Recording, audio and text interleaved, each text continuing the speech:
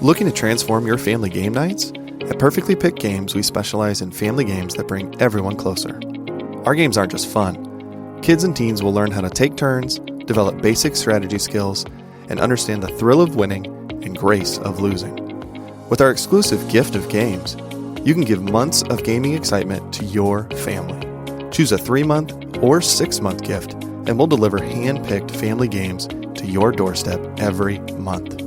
And here's the best part. Right now, you can use the promo code GOLDENMOJO and receive 20% off your selected plan. Don't miss out on this exclusive offer.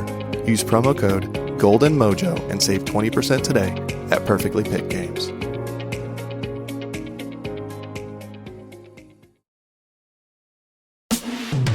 I absolutely love Miley Cyrus. Give me some sugar. Say hello. I see you coming down the What's aisle. up there, call boys? Break me in the mouth. Yes.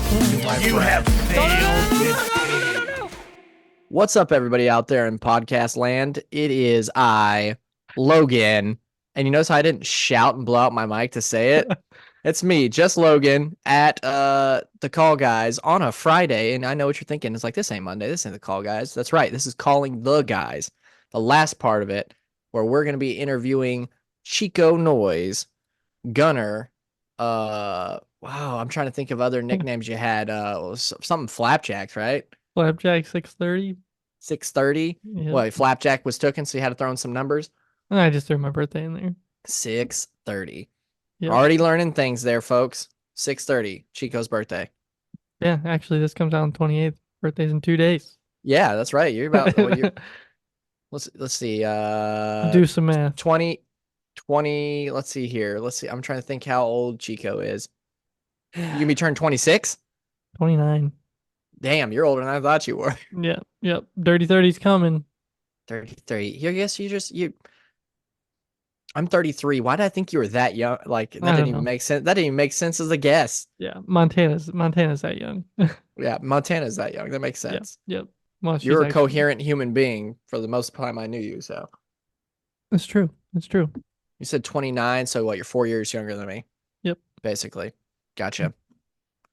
But yeah, this is, you've already at this point listened to Calling the Guys Part 1, where it was Juan Kill for 3, Colton's interview at this point, which was almost 3 hours.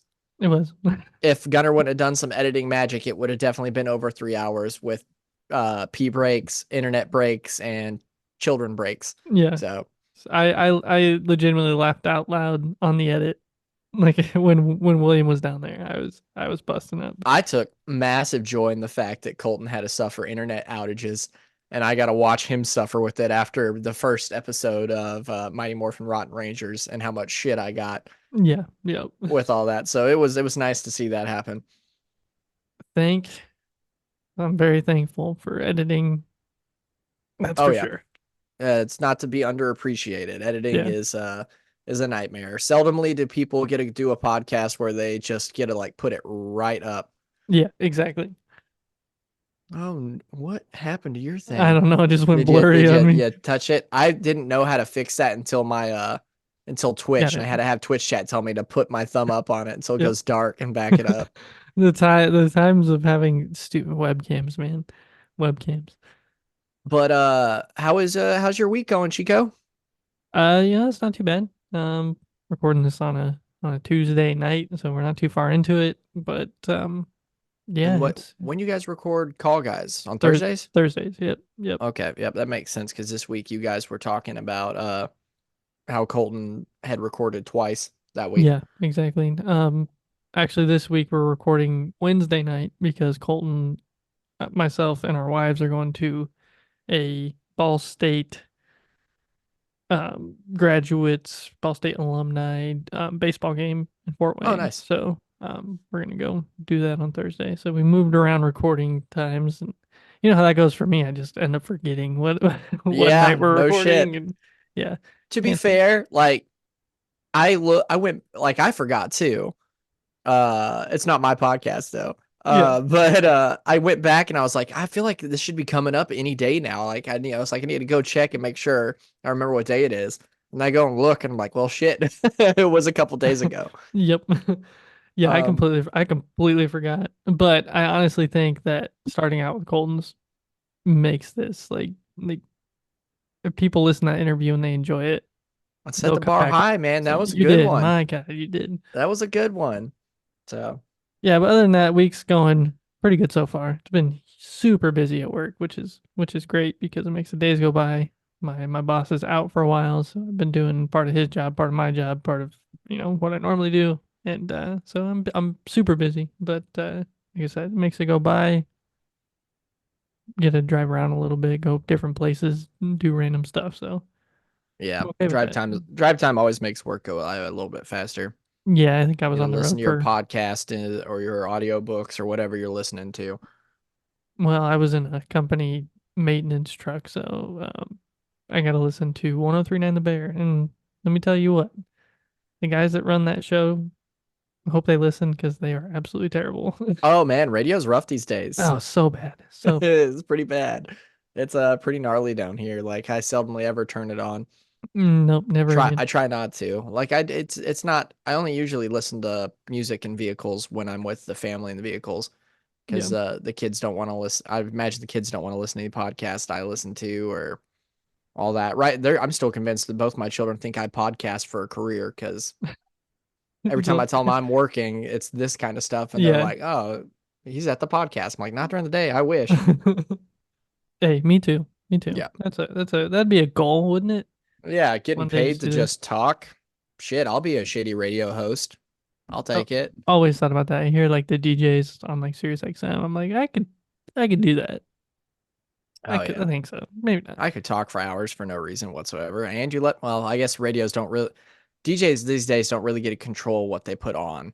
Yeah, That's the only exactly. downside. Like It's back in the day where they were putting records on and stuff, and they're like, "Hey, tonight I heard this hot new track, so I'm gonna lay this down for you and tell me yeah, what you think." But yeah. nowadays it's like, "All right, well, I'm gonna play this song for the 15th time in the 5 hour slot that I'm on." So Well, and the problem is it's most of it's a loop. So like you hear the same like DJ's same exact shows twice a day or three times a day because it's just how it works. Like everything's pre-recorded in the morning, so you hear it live in the morning, and then at like 2 o'clock you get the same show you heard at 6 a.m. Like yeah, it's so annoying to me that they do stuff like that. But I I'm mean, they play the hits. Yeah, that's it. Well, it's like you're saying with like the loop and stuff. Like I swear, I go to the bank the same time like almost every day to go do our cash deposit for work. And if something's to where I'm not listening to my phone, I turn on the radio. They're like they do that whole new thing with iHeartRadio. Like you hit the blue button and you can call in and this and that. And it's always the same. I swear it's always the same girl being like, "Can you play this song for me?" And they're like, "We'll get right on that." And I'm Yeah, like, "I'm pretty sure that's been the same girl for like a month." So it's always yeah, the same damn song. yeah. Exactly. Well, it's as I said, radio's bonkers. Like at our age, we just got like the ass end of radio stars being like relevant. Yeah. Now the big ones are on whatchamacallits. My buddy sells it. What is it? The internet radio that comes with cars nowadays. Oh, Sirius XM. Yeah, he Yeah. he resells Sirius XM for a living. Like if your things run out, he's the guy that calls you and shakes you down, be like, "Hey, you want to keep listening to Howard Stern or some shit like that?" I literally talked to a guy this week. Last year, I went to cancel my Sirius. I've had it for, since I bought my car in 2018. I've had Sirius XM. I get a call from him because my card got hacked, so I got a new card. So they're like, "Well, hey, it's about to expire anyways. You want to renew for this much a month?" And I already had it for like $7 a month because I haggled with the guy beforehand. Yeah, And then I was like, "Nah, just cancel it." And he's like, "Well, I can give you this deal." And I'm like, "Nah, dude, just cancel just it." cancel it. And he's like, "Oh." Yeah, that's what my buddy does for a living. Yeah, He sits at home and he calls people and he's like, "It's about to run out. You want to re-up it?" But yeah, not all this the time. good like big radio stars that still have control over stuff are on that network. Yeah, Outside exactly. of that, like I said, we were right when all that was going downhill, right as TRL was burning out, no more Carson Daly. Darn it. Darn Carson Daly. So Welcome to TRL. it was good stuff. Like I said, It we got to was. watch MTV when it was still MTV, the ass end of it. And then we also got to watch it become ridiculousness, the channel. Hey, it was good until ridiculousness has been on a loop also since. Yeah, all Like it was, day. you And then know, at night it's like Jersey Shore or whatever the Jersey Shore is now. nobody's watching that. Yeah. They're like, you know what? So Just run ridiculousness again tomorrow. We'll be all nobody right. nobody wants to watch Snooki in her 40s, man, and stop being endearing. And the Like, one guy that does is definitely weird. yeah, yeah, yeah. So it is what it is. But how's Are your you week going? It's going. They're threatening us with a bunch of shitty weather. They're like the Gulf is hot, the water's hot, so they're like, hey, hurricane season's gonna be bonkers. Apparently, we're supposed to get a storm tomorrow. All that, but you get Mm, used to that living down here, which is weird because when we first moved down here, this area hadn't had a hurricane in like more than like over 30, 40 years. And then after that first hurricane hit, it was like every year a hurricane hit for a Yeah, while. yeah. So, but people say global warming's not real, but it is what it is. Climate change. Yeah, well, It's climate change. it's like me and Colton talked about is like winters up there used to be a whole different thing. Yeah. It used to be like literally just tons of snow and just cold the whole winter. And nowadays it's just like maybe you'll catch a good snow once a year. Maybe. It's definitely like when we were kids, it was like a blizzard like a couple times a season. They're like, it's gonna be crazy. Up until pretty much I think Skylar went off to college. I think that was like when he was able to drive us to Chapel Hill. We'd get a lot of snow. We'd go out there and we'd sled for hours on end. I mean, it was a decent sized hill, try to snowboard, all that stuff. After that, I don't think we ever went back because we never had enough snow Yeah. to Listen, actually sled. if it keeps up, if the north keeps getting warmer, maybe I will move back to Indiana. you know? Well, dang, you just took the question I was gonna ask you. No, I'm just kidding. Oh, but like, no, seriously, the summers in Indiana are gorgeous. I love Yeah, it. yeah, it's beautiful right now. I just have shitty bones and like I hate driving in the snow. But if the snow's getting less and less, Yeah, I take it. I take yeah, it. I mean, like I do when I was up there, the thing I really missed the most was the food. And good food up here. the food and like Southern hospitality is a thing to an extent. Like people at like our Walmart are usually a little bit more nicer than people at like Walmarts up north. You'll get like a howdy and how you doing or excuse me. And up north, I'd be like, oh, excuse me, ma'am. And they're like, Yeah, 100%. it's just 100%. Every time somebody stands in the middle, dude, that is my one thing. People stand in the middle of the aisle, they do that, and I just kind of walk by and look at them, and they just give you the dirtiest looks back. Like, yeah, what? It's not my problem. I'm in the middle of the aisle. It's your problem. it's the worst. Oh, Kayla listened to me bitch about it all the time. Somebody in the middle of the aisle with their shopping cart, and I'll be like, the worst part about it is in South is some people are a little bit too friendly to each other, and they'll put their buggies side by side Yeah. and Yep. just talk to each other in the middle of the aisle. And I'm like, I'm literally gonna have to walk around this aisle and come back behind you guys to get some garlic powder, man. This is fucking ridiculous. I'm way too non-confrontational to like even want to say something to him. So I'm just like I flip all the way around and go down. And Yeah, back. no, I'm the same. I'll do it too. I ain't about it. I ain't about to start a fight with some middle-aged lady in Walmart because she won't move her ass. Yeah, No, exactly. thank you. Well, so let me ask you something. Let me ask you this. Okay. Oh shit. Yeah, there you go. You ever plan on bringing Kayla up here to see your home? Oh, absolutely. We've talked about it, and I want to get up there sooner than later. I want to, like, I don't think anybody, like, I talk about Atwood and how small it is. I don't think anybody grasps it Yeah. until they're in Atwood. You can see end to end. Easy. Yeah, you can. You literally stand on one side of the town and you can see the other side of the town. If you got a good enough arm, you could probably fucking throw a baseball to the other side of town. They'd have to roll down Old 30, but you'd be Yeah, right. yeah, you can make it. But Yeah. like, I don't think anybody really understands it until you're there. Yeah, exactly. It's the epitome of like the nothing town, and it didn't have a lot going on when I was a kid, but nowadays it has even less. Well, the problem with Etna Green, Atwood, they're so small and they're off of 30 now. So like you don't see them. If you're not driving Old 30 and you're driving New 30, it's a complete miss. Like Yeah, there's no reason to, unless you know somebody in that area, there's no reason to be riding on yeah. Old. So you can just completely miss them. Also, they just don't make roads here like they do there. Like in Warsaw, where there's the little circle around in Yeah. the middle where you could literally drive in a circle nonstop if you wanted to. They don't do that here. Circle around. Well, 'cause you literally, if you don't get off, you can just drive in a circle I've done right it. there. Yeah, so like they don't build stuff like that down Yeah. here, and like it would, I think it would give anybody any southern drivers a stroke. You'd be like, what's going on? And they'd be like, well, technically, if you want to keep going a loop, You just keep going in the loop. You just send them down to the north side of Indianapolis, where it's every single intersection is a roundabout. Yeah, the roundabouts they're insane. Yeah, it's crazy. But it's also just like I would like her to be able to, like I said, the bodies of water out there. You go swimming, you don't have to worry about alligators or alligator gar or all that jazz. Just water E. down. coli. Yeah, that's fine. That's fine. Some bacteria, it'll be all right. And that doesn't happen very often. Also, there's not a whole lot of cornfields down here, so it's just, and there is no Amish down here really, because Amish people don't want to live where it's scorching ass hot all the time. It's so funny to have, like, even when your mom and dad came up, last July, I think, and they were like, they wanted to go to an Amish store. They wanted to do this and this because they missed that you talked about it, but you missed that cooking, right? It's Amish. Yeah, food it's their baking is phenomenal. Yeah. But like I said, when I'm up there, I miss Southern cooking. Yeah. Because like the opposite.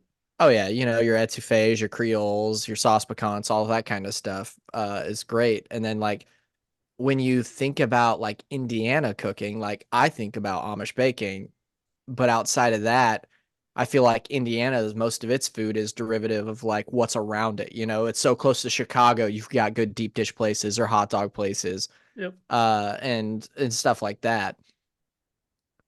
Also being that close to Chicago's nice too. Yeah. It's about 2 hours, and it's like a Houston drive for us. Yeah. So exactly. Yeah, but there's not much else. Like you get Lake Michigan, you get all of Michigan really, which is Michigan is a beautiful state. It's just not a very fun state to be in. Yeah. And then I mean, we're flat here, which is unfortunate, but it's crazy to see people come for cornfields and Amish. Yeah, I mean, it is what it is. You got what you got. I mean, still to this day, nobody can tell me what the hell a Hoosier is. So, like, yeah, I got nothing. They should just change it to the corn and Amish state. That'd make more sense. The Indianapolis Amish. There you go. Yeah, sure. But no, I definitely plan on taking the family up there sometime. You should. You definitely Absolutely. should. It's just this year we've got Power Morphicon, and next year we've got the wedding. So yeah, it's just maybe the year after that we'll go up to the Great White North. The Great White, yeah, it's coming like August or September. Or yeah, I was gonna say I'm not going when there's snow. I don't. Okay. I don't give a shit. Come in May. It's not happening. I'm not gonna be like, all right, guys, welcome to the north. Get ready to slide through some stoplights. Well, the kids might not get to see a whole lot of snow, so maybe you should bring them up during the winter. Oh God! Experience it. You gotta experience it, right? My kids complain. My kids are born and raised in Texas, and they complain when it's too hot outside. I hate to see what they do when it's like 3 foot of snow, and they're like, it's too cold, and I'm like, I don't know what to tell you. That's too damn bad. Too damn bad. Yeah, exactly. I was born in the snow. Yeah. Yeah, absolutely. I was born in it, and then I went to Germany, and it was worse there. And I was just like, I don't care for it. And then I went back to it as an adult when I moved to Indiana for a hot minute. Yeah. I slept in the back of my Jetta when it was like 3 feet outside at a Radio Shack once. I don't fucking recommend it. That's a lot of blankets. It was one blanket. It was not enough. Oh man. You ready to get interrogated, sir? I think so. Yeah. Let me whip up these questions here. I'm a terrible interview, by the way. Actually, not. Maybe not. I don't know. We'll see. We'll find out, sir. Yeah. Yeah. Bring it on. Let me take a swig here. What are you drinking tonight? So, a little backstory on the old broken heel here. This is a Pennsylvania beer. I work a little bit in Pennsylvania. I'm working on a plant we have out there, but it's been a while since I've been out, so I haven't had one in such a long time. But one of the kids, he's like 22, but he went to a concert in Pittsburgh last weekend, and he stopped me yesterday, and he goes, "Hey, I got some beer in my trunk for you." Don't let me forget. Nice. He's like, it's in a cooler. And then I forgot. And today he's like, there's still ice in the cooler. He's like, they're ice cold. So he handed me Nice. these. It's my favorite beer from out there in when we go out to Williamsport. But yeah, he brought me back a 4-pack. I was pretty excited. The First beer land of I've the- had in a week and a half. So Nice. The land of the Pennsylvania Dutch. yep. How long of a drive is that for you? About 9 hours. Yeah. It's a haul. It's a haul. Yeah. It's a little bit. All right. So we're going to start off with the same question. We kicked it off with Colton. We're like, let's start things off with your hometown, where you're from, and what was your experience growing up there? Well, we already hit on Etna Green. You know the blink and you miss it town along with Slightly Atwood bigger and than Atwood. slightly. At least Yeah. it's got a gas station. It's got two gas stations. 2 gas stations, stoplight, a couple of stop signs, a decent little downtown area, nice park. We lived about a mile outside of town. I don't remember a whole lot of living at Hoffman Lake. I know you talk about that a lot. How we used to have the you call it the trailer, but it was just this little tiny house. But yeah, so I don't remember a whole lot of Hoffman Lake. I've been back to Hoffman Lake in that area hundreds of times. But yeah, I grew up in a house that my grandparents lived in for a long time. Our grandparents. Our shithead. grandparents, yeah, sorry, our grandparents. We shared those ones. We do. Big old yard. Got to play a lot outside. You remember that pond in the backyard, volleyball court, tetherball, all that good stuff. Horseshoe pit. I mean, parents had the entertainment in the back and all that stuff. We used to do campouts back there and slam jam and just all this random stuff. And but yeah, I didn't really spend a whole lot of time in Etna Green unless I was hanging out with Jared, which he lived right downtown, and so we'd go down there and mess around. But Etna Green it was so small. It wasn't really. I didn't do a whole lot there. If I was going to the gas station, that was about it. So That's fair. Because well, I missed a good chunk of your growing up because when I left, I had just turned 10 when I left because we moved on my birthday. So you would have been 6 or 7, probably. 6 or 7. So I didn't, like I said, there's not, like you said, there's not a whole lot to do down there. You had your yard is so massive, like you literally only had access to 2 neighbors, one of which for the longest time was our grandparents. Yep. Because they moved at the back ass trailer. end of your property, which was a good, like you think like, oh, your grandparents are the back end of your property, but that was still a walk. It was, yeah. That was a It good took you walk. a minute or so to get there Yeah, at least. the property is long. And then off to the left, which ended up being Moody. I don't know who was way back in the day. I don't remember his name, But yeah. no kids or anything, so it's not like you're playing with the neighbors. I just, like you said, there's not a whole lot to do in that town. I know eventually before you got your car, you had your little moped and you would drive that to like the gas station or Jared's house. And I'm assuming he lived downtown Etna Green, right? Like farther down. Yeah.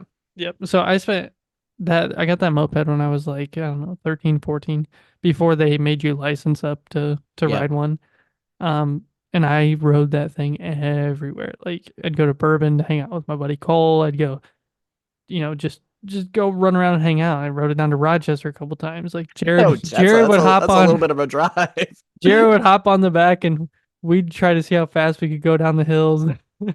Now, question: did your parents know you were driving to Rochester? Oh yeah. Okay. My girlfriend at the time lived down that way, so it was Gotcha. Yeah. It was definitely a long haul down there, but Oh yeah, because that thing didn't go like fast.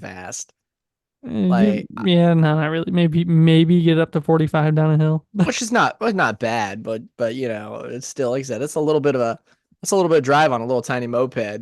Yeah. I don't know what your gas mileage was on that thing. Did you have to fill up on the way to Rochester? I do not remember.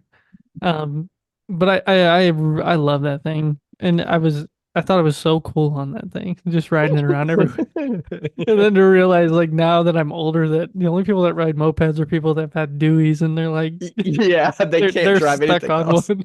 Yeah. And I'm over here at 14, 15 years old, probably passing them on the, on Yeah, the you're like, highway this going, is bitchin', and then a guy drives past on his moped. And he's like, man, that guy looks a little young to have a Dewey. Like, yeah, what's going on here? he's got a beer in his hand right now. Yeah, But no, Edna Green's a great little town. You know, we grew up so close to Scotty T, being able to go over there and hang out with the girls, and I mean, the Domes weren't too far away in Mentone, so it was always just spending time with you guys, with them. I mean, like you said, you left when I was 6 or 7, so I do remember when you guys left, and I think it was, I don't remember what hotel we were at that you guys were like, we had to say our it was. goodbyes. Yeah, I don't know. It was a while away because that hotel had a Popeyes near it, and I ain't never seen a Popeyes my whole life up until that moment. Yeah, all I remember is that was like one of the saddest moments because we spent so much time together from the moment I was born to the moment you guys left, and I think Brittany and I had such a close connection at the time, and it was just like, Well, yeah, that's worst that's the experience. thing. Me and like I said, it always feels like we grew up a lot longer together than we really did. Because like I said, you were probably 6 or 7 when we left. I was 10 for sure. But like you always you it's hard to explain to people that weren't there, but like you said, our parents all hung out together. Hmm. And then we had the Dones, we had Scotty T. Every now and then, I forget their last name, but Erica's family. Beatties, yeah. Yeah, the Beatties would every now and then show up. They weren't like a consistent one. But the whole dynamic was is all these grown-ups would get together and chunk all these kids together. And I don't know if it was because your age or what, but the kids would always split. Especially like if we're at my house, a chunk would go into my sister's room and a chunk would go into my room, and you were the wild card. You would end Just up in show up. you would end up in the one or the other. Like I'm you would still either that be way. yeah, you would either be hanging out with my sister and what would be like Arian, and if Ashley was there, Ashley being there. Uh and then like me, Skylar, Bree would always be together, and like in the nicest way possible. Back then, it was like it was an argument to who got the Doan kids. Because it was like they can go over there, and so I'd be like, no, they can go over there in the nicest way possible. Like I'm sure they grew up to be cool kids and everything. Oh It's just god, how it was when we were little. just spend an hour with Ty and Darian. They are a blast. Oh yeah, They're they so said fun. it just was different when they were kids, you know. And oh, and Donnie, I mean, rest his soul and everything. That dude was that was a take him or leave him kind of a dude when I was little. He was either funny or mean, and you got either or. You'd walk up to him, he'd give you a titty twister, and you'd be hurting for the rest of the day. Yeah, absolutely. Or he would say something funny, and you'd be like, "This is great," and then, like I said, then you get a titty twister, and you'd be like, "Nah, that guy sucks." Yeah, exactly. So yeah, You couldn't win. but yeah, Gunnar kind of end up like I said, he's a wild card. It'd be like one day he'd be playing with us, the next day he'd be over in the other room, and all You that jazz. you always had the fun video games, like Zombies Ate My Neighbors. I had like 3 video games. Yeah, but they were the three most fun video games you could play, and they were on Sega. I still like arm's distance from me right now. I still have that copy of Zombies Ate My Neighbor, and that's the only Sega game that I still have the case and manual for. That's like how much I worshiped that game as a child. I was Oh, like, such a fun. this thing stays in good condition because Yeah. I just had whatever my parents got, and there was one of the few multiplayers we had, and it was fun. Because like I think the other thing we had that was multiplayer was either Sonic 2 or Sega Six Pack. Yeah. But I always went back to Zombies Ate My Neighbor. And also, my room was the only one with a tiny TV at my house and a Yeah. VHS player. So we would watch like Josie and the Pussycats over and over again, Knight's Tale, Gremlins, etc., etc. Or Yeah. those shitty Ronnie. Well, I say shitty, but I still enjoy them to this day. Those Ronald McDonald cartoon movies. Yep. Yep. I haven't watched one of those in forever, but Yeah. yeah. Okay, yeah, but Etna Green, small town, not a whole lot to do. My parents, like I said, just big yard, always were the entertainment. people and always had the parties and all that good stuff. So Well, yep. I mean, so that was a benefit to living with the people you lived with, is that you might have lived in a small town, but your house was still like the social hub. So there wasn't a whole lot of weekends and stuff where there wasn't something going on yeah, yeah. for the most part. And the thing growing up is all the bands, man.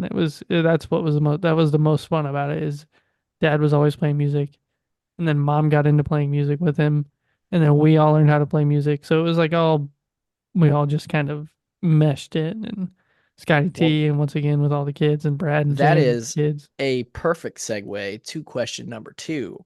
Oh, Growing up in a house of musicians and creators, did you ever feel pressured to lean into that lifestyle, or did you just flock to it naturally? 100% it was all natural. I mean, I don't Well, think yeah, there because you're a was drummer in a guitarist and bass player household. exactly. So, It was like it was needed. So it was like I just kind of went to it, and yeah, 100% natural, honestly. Dad had the studio, which has changed so much over the years. And at one point, there were 2 drum kits, and there were tons of stacks and amps and basses, guitars. Anything you needed was in that studio. So you just go out and you'd have fun, you'd play. And I remember there was one evening that we all got together and jammed. So Scott was playing drums, I was playing drums, Brad and my dad were there, mom was playing bass, Skylar was there. Like it was nights like that that made me like I wanted to be a better drummer and all this stuff. But yeah. never, I've been playing since I don't know. I can't tell you how long I've been playing, at least 20 years. And I've never been a good drummer. I've just been an okay drummer. And that's because I learned when I first learned to play, it was this is how you play a 4 beat, and that's what I've known my whole life. So Yeah. I can hear things and I can kind of mess with it, but I can never get it down. But Well, it's just music, especially, well, like I said, back then was a huge part of everything, because every time we get together, somebody would be playing. mm, I mean, even all of us kids had fake bands that we had when we were kids, because we were like, we're going to be bands too. Um, but like you said, it's just you grew up with your dad being in a band, your mom being in the band too. Everybody was musically inclined. Scotty T, Donnie was even in the band. He was in Gunner. yep, And then Brad, Beatty, and Hardgrave both in band. yep, yep. And now the one thing that was different for me as compared to like Skylar and Montana is they both were in band, like in the pep band, in the Yeah, marching band, and all that stuff in the concert band. I wanted to play the kit. And I had told the band teacher at the time, he's like, "Why don't you play?" And I was like, "Well, I just want to play the kit." And he's like, "Well, you can't unless you're in marching band or you're in concert band." And I was like, "Well, I don't want to do that. That's yeah, not what I want to do. I don't want to sit there and play a snare or play a I don't even know what the other drums are called because I don't care, but like I just want to play a kit. I wanted to be in the pep band at the basketball games playing." yeah. And so if I would have done something like that, I would have been way better of a drummer at this point than I ever.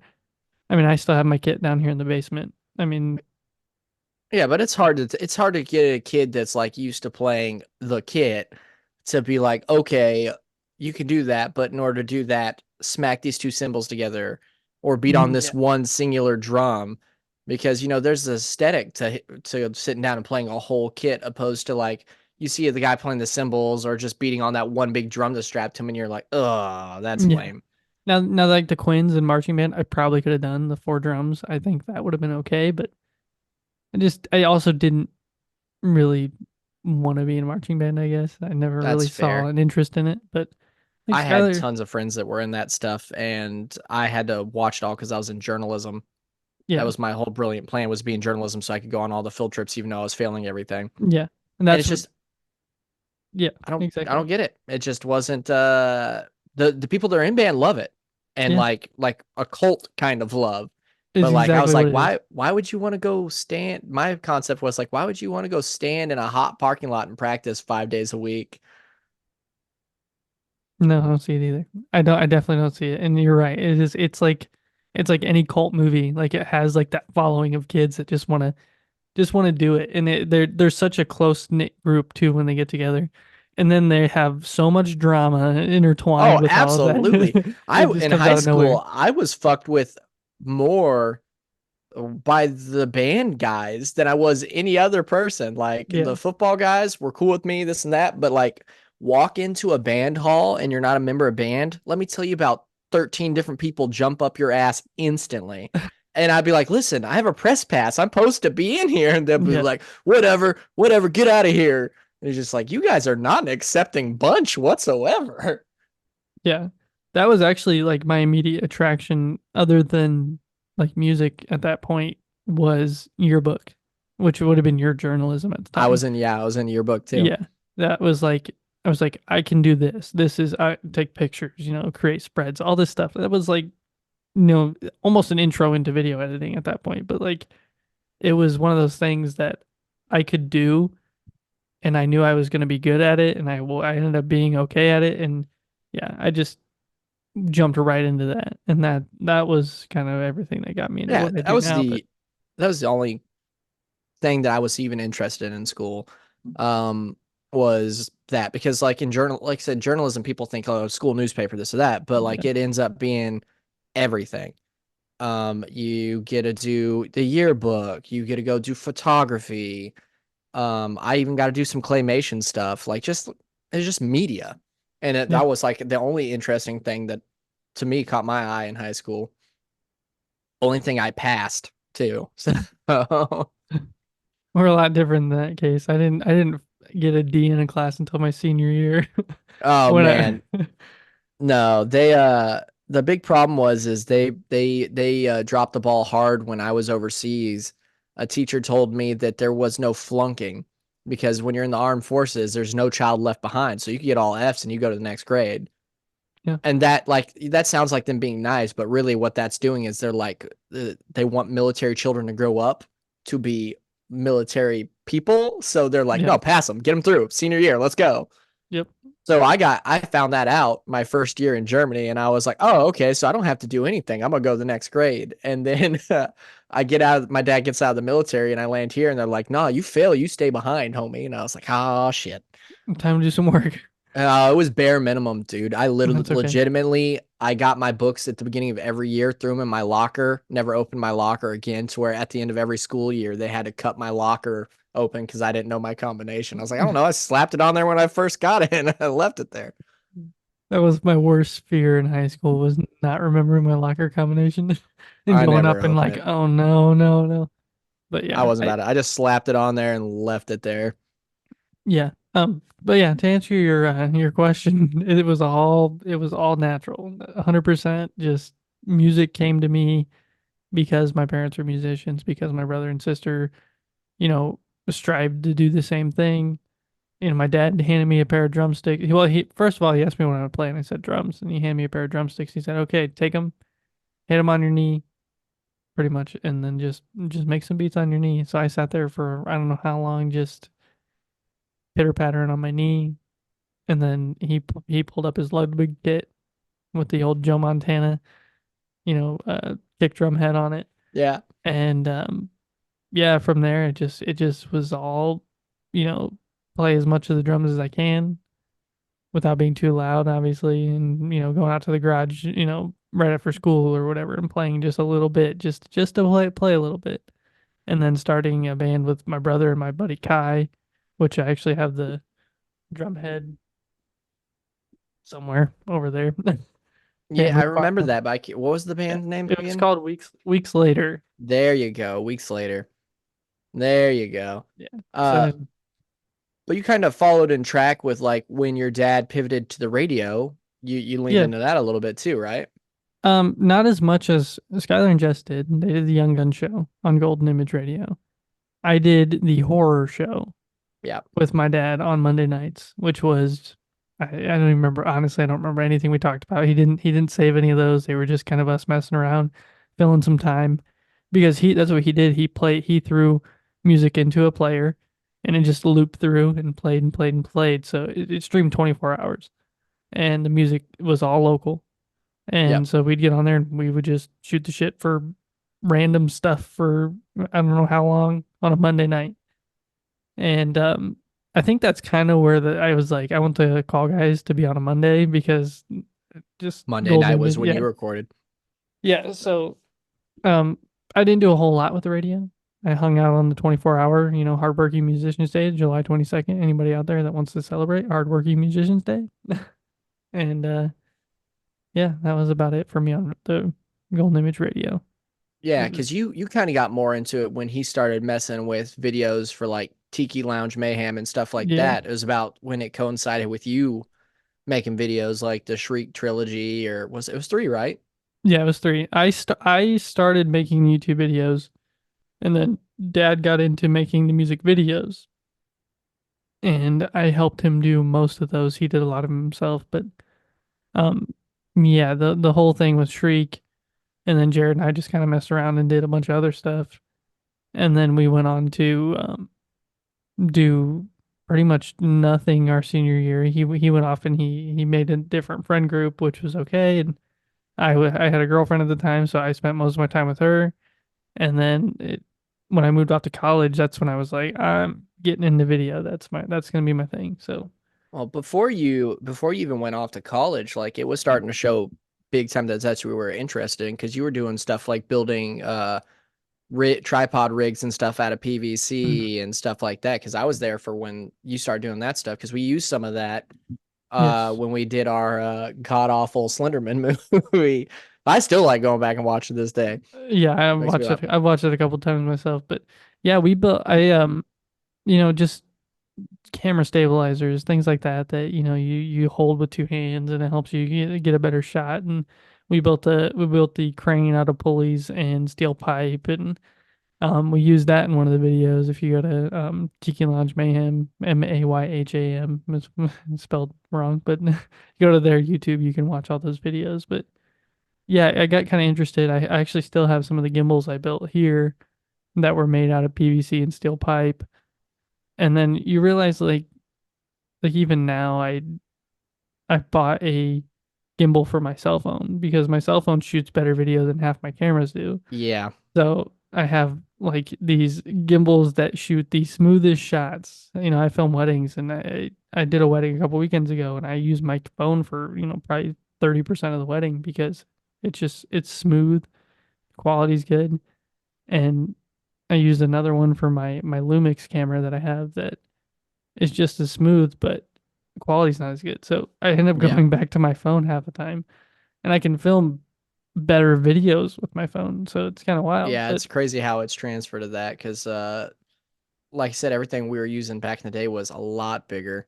Well, other than most of the Slenderman one, we shot on a little is tiny that little white handheld? Kodak digital, like Yeah. Kodak one, like right at the ass in a Kodak making stuff Yeah. Yeah. and stuff like that. But yeah, it's crazy how things have all changed there. Yeah, I definitely went from doing a kind of frugal, make it your own way to saying, why am I doing this? I need to buy something that's actually going to do a good job. Yeah, that's fair. But it was fun. It was fun to do especially the crane. Like the crane was an interesting project and it worked for what it needed to work for. Absolutely. It's nothing like doing it yourself. Like I said, it's nice when you don't have to rely on something that's handmade, but like being able to do it and it do its job is a whole nother feeling. Yeah, exactly. So, question number 3. I don't know if all the listeners know that, but you are a middle child. What was it Mhm. like growing up in the middle, and did it affect how many kids you want to have? Um, well, it's kind of a family thing, a family joke, right? Like it's like my brother and my sister didn't do a whole lot around the house, so I was the one that always cleaned and helped mom out and all this stuff, and they know it and I know it. It's always been a I back know and it. forth I thing. lived there for a short amount of time, and I know it. Yeah, I'm a neat freak to an extent. Like the house has to be clean, like all this stuff. And mom were always worked weird out, like not weird hours. She worked normal, 6:30 to 2:30 or whatever. And but some days she would work overtime. So like I'd like to have the house clean before she got home and all this stuff. So spent a lot of time doing that. And um, I always hate to say I'm the favorite child, but I'm probably the favorite child. So I mean, I don't think like there's a stigma that comes with being the middle child, I think. It's always, you always see these videos that are like the oldest child's a favorite, the middle child's ignored, the youngest child's a baby. I don't, I, our family's not like that, which is nice. Yeah. But, um, so yeah, middle child has always been okay for me. Never a bad experience, I guess. Does it affect how many kids I want? I wouldn't say yes or no. Um, I'd be completely fine with one. I'd be happy with two. Um, Sarah and I have always talked about waiting a couple years before we had a second one. That way there's a gap. Because I mean, I grew up with a gap. She grew up 1, 2, 3. Like they're Yeah. all a year apart. Their ages line up at a certain point in the year, so they're all like 26, 27, 28, you know. So I would like to have that gap because Skylar's 2.5 years older than me. I'm almost 4 years older in Montana. So it's like I'm either good I'm good whenever she is. So I mean I don't necessarily want a bunch of kids, but I don't care. I mean, I'm not upset if I do. Yeah. Didn't That's affect fair. it. That's fair. Like I said, the gap is I mean, I've got a kid that's turning 14 this year, and then like the other one Gosh, is Daniel's almost 14. yeah, and the other one's just turned 7. So and then I've got one that Insane. just turned 5. So the gap works. It It's does. just I feel like a gap like helps there be the attention drawn out because if you have one that's 1 and then have a brand new one, it's got to be divided Yeah. pretty. It's hard to divide it because they're so close, but like when it's spread out, I feel like it's easier. I mean, because I grew up, my sister is technically an 80s kid, but like she's born in December. Yeah. So really, she was like born in December of 89, but really she's She's a 90s label her kid. 90s because, Yeah. and I was born in 91, so we don't have a huge age gap whatsoever. Now, me being held back in the second grade, that spread us out a little bit more. That Yeah. put a little bit more of a gap between us at schools. Like she was in high school 2 years before I got to high school, Yeah. et cetera, et cetera. So I was a freshman when Skylar was a senior, and I played football with all of Skylar's buddies. Yep. And as a seniors dog on freshmen, that was the big thing. Like the seniors pick on them, they play pranks on them, all this stuff. I was such good friends with Jake and Jake and High Socks and all these guys that it was like I was in. I didn't get picked on. I didn't get all this stuff. I just kind of hung out with them and did all this stuff. So yeah, it was nice to have that age gap. And I Yeah. think that would be nice even for Sophia because I see so many kids that do have that, like, oh, they had another kid and now I'm not getting any attention. So they get all, whether it's depression or anxiety or whatever, that all comes from that. So I'm Yeah. almost to a point where it's like, it's a toss up. So Yeah. Well, it's nice, like I said, with the high school thing, like you get when you're a freshman and your brother's a senior, you get to spend the majority of your high school career just being you, not being like, here's my brother, here's me. yeah, You got 1 year where you guys share the area and then he's gone and then your next 3 years is just you. Yep. And I feel like that's fair. Like I said with my sister, I barely had to deal with her in high school whatsoever. And I think honestly I prefer that. Now me and my sister are close now. We weren't close growing up. Yeah. We never really liked each other. So it's a different dynamic. But I think it's nice to have your own space to grow. Like I said, do your own thing. You were the only golden on campus for your remainder of your high school career, right? Because Mojo didn't hit high school Yeah. until you were done. Yep. I was a freshman at Ball State when she was a freshman at Triton. So I think that's a good way to do it. Yep. I graduated the year she graduated. We graduated. It was kind of crazy, but The only way that it could affect them is if, your older siblings are shitheel in school and then all the teachers are like, oh God, it's another one of those. Skylar had a couple of teachers that didn't really like him a whole lot. So, That's fair. but he also had the teachers that absolutely loved him. So, It's yeah. also fair. Yeah. Okay. So question number 4. You grew up playing the drums and a good stint of playing some baseball, right? Mm-hmm. If you could go back, would you go the same route or would you lean into another direction? I mean, I hit on the drums a little before. I wish I would have played more. I wish I Mm. would have taken more time to not study as so much, but just like sit down and like really teach myself how to do different things on the drums. Now, I do have a bigger regret, I think, for baseball because my freshman year, I went out and I played. I absolutely hated one of the coaches. I disliked this guy my entire life. Grew up with his kids, all this stuff, but couldn't stand him. So I quit. I was done until my senior year when Brad Hargrave started coaching, and he's like, "You should come out and play baseball." So I played baseball for Brad my senior year and absolutely loved every minute of it. So my biggest regret is not playing all 4 years because, and like they told me, like if I would have learned the game a little bit better, I probably could have played in college and actually had some fun, had like something to look forward to when I went to college, Mhm. and maybe actually got a scholarship or something to go and play. Um, Odds are that probably wouldn't have happened, but I mean, something that I look back on, and they actually told me that at like one of the awards things. They're like, "Yeah, we wish you would have played," and I was like, "Yeah, sometimes I do too." Football, I didn't care to play. I was I forgot you 125 played pounds. football for a little bit. I I was have a picture of 120. you in your football uniform. Yeah, I was 125 pounds my freshman year playing with these seniors that were massive, Ooh, and the coaches didn't care. Like you're a body. We need you in. You're going. yeah. Like Oof. that was how it went. And didn't play much varsity. Played like 2 games maybe varsity, but yeah, I definitely do not regret not playing my entire high school career. Yeah, I forgot about your scrawny ass playing football with your My Chemical Romance looking ass hair. Yep, yep. Yeah, that's for sure. Let's not talk about the hairdos. Oh, come on, man. Everybody had that phase. It's fine. Yep. It's all right. But yeah. Um, well, yeah, okay. Well, I didn't I guess I should have known that you played baseball your senior year, but like I remember Mojo picked up softball for a stint Yeah. there, and I went to some of her games for I'm sure. trying to think was my junior year, the year that you were here, is 20. No, it would have been my sophomore year.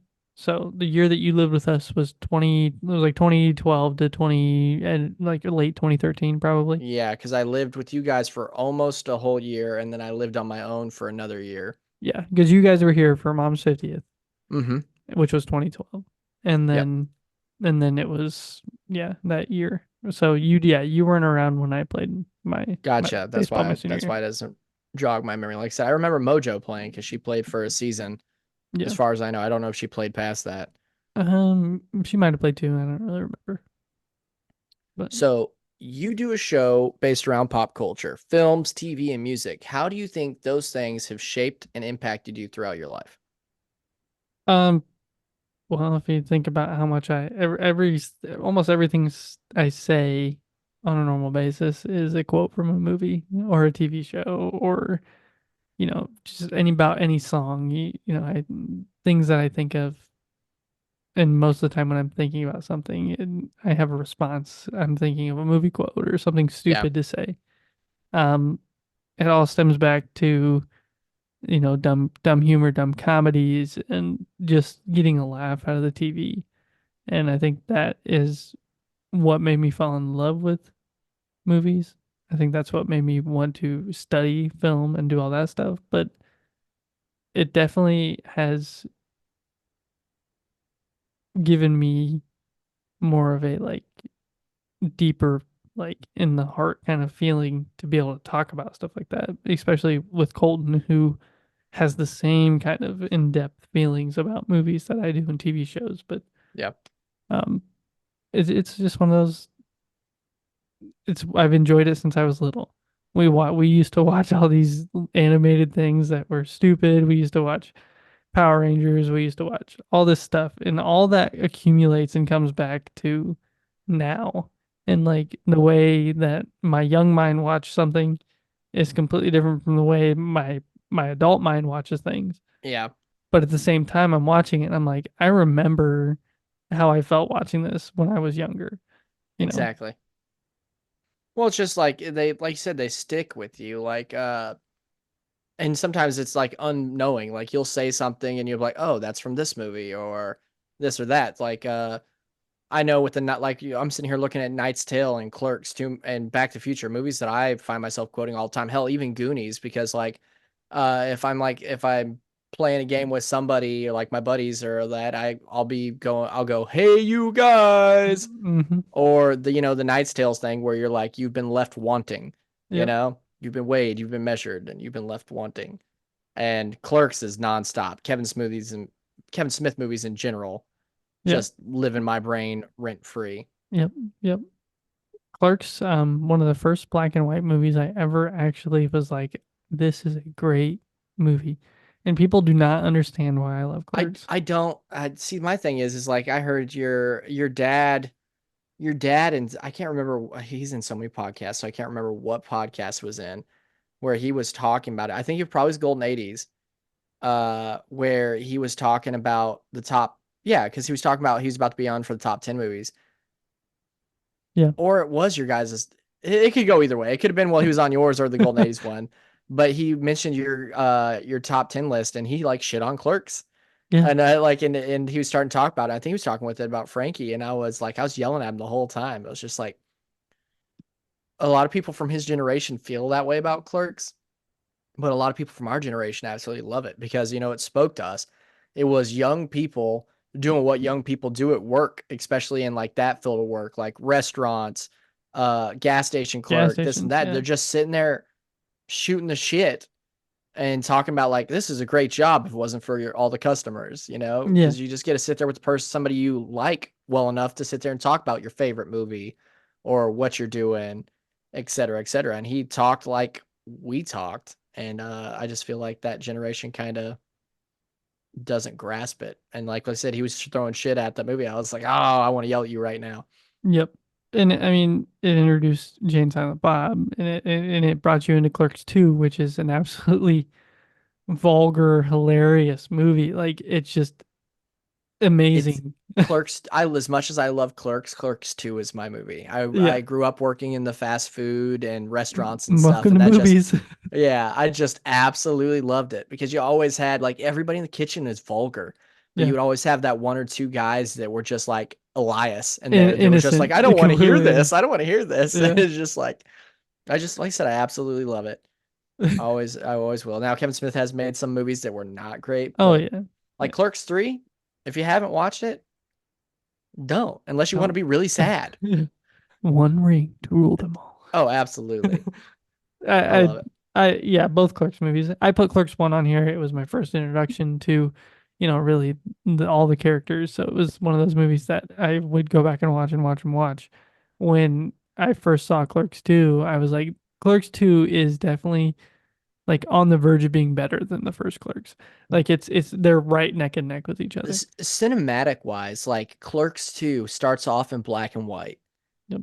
And that first scene where he opens the shutters and it's all fire, but it's black and white, then he shuts it and then he opens it again and the fire's in color. Yeah. And he does it one more time and everything's in color. And you're like, what? Yes. Just like he's always been good at like these little weird, like these cinematic things to just stick with you for the rest ever.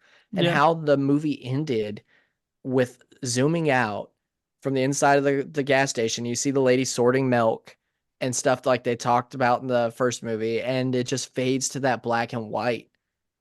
And like it's not an emotional movie, but that scene hits you and you're just like it just made you sad and happy at the same time about this vulgar movie. I Yeah. think that says everything it needs to say about like he can nail it when he really wants to nail it. Yeah.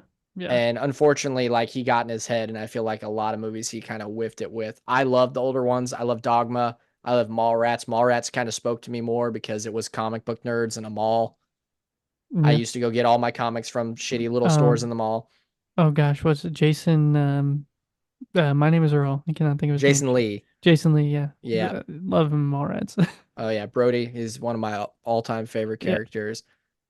Like I said, it's just I think it's definitely a generational thing because like I mean me personally, like Porky's and stuff made your dad's generation laugh, Yeah. and that's just not my speed. I'm not a big potty humor dude, and it's just I never got it. Yeah. I'm definitely more on the dumb humor side of things. I I love a good drama. I love a good, thriller. I'm not as much into horror, but I mean, I can watch a good paranormal movie or a suspense, like anything. Like I'm willing to watch just about anything.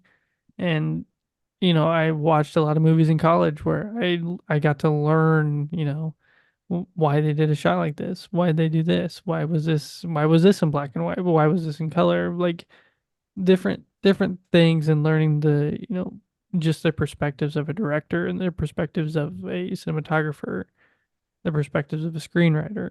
It All of that stuff accumulated from just being a little kid watching Gremlins and Yeah. watching all of these movies that watching Bill and Ted for the first time. Obviously, one of my biggest memories, and um, just knowing that having those experiences being little got me to the point of wanting to do a podcast weekly about talking about movies and film. And Yeah, and it's like you went from watching a movie because like this movie's funny or this movie's cool to being like, listen, watch this movie. The plot's not good, but the cinematography yeah, will knock your socks off. Or like, okay, this movie is shot like guerrilla style, but the plot is fantastic. And just like appreciating movie for certain aspects and not just being like overall. Like just like Avatar by Peter Jackson. Plot's crap. Movie's gorgeous. yeah, And was a groundbreaking movie as far as like digital effects and cinematography and stuff like that. But like it's just Pocahontas with blue people, exactly. So it's just being able to appreciate it from all aspects is interesting. Never loved Avatar. Never wanted to watch it. Never really enjoyed it. Did not enjoy the second movie. I haven't Love seen the second movie. love the Disney ride. Yeah, see, I've never been to Disney. I've never Yeah. seen the second one. I went and watched the first one in 3D in theaters just to see it, and it was pretty. Yeah. But Yeah, like that's all it's got outside of going me for it. like trying to touch like the weird sky jellyfish, like I didn't pay attention to that plot whatsoever. I was like, Yeah. this is not for me. But it was pretty to see. Yeah. Yeah.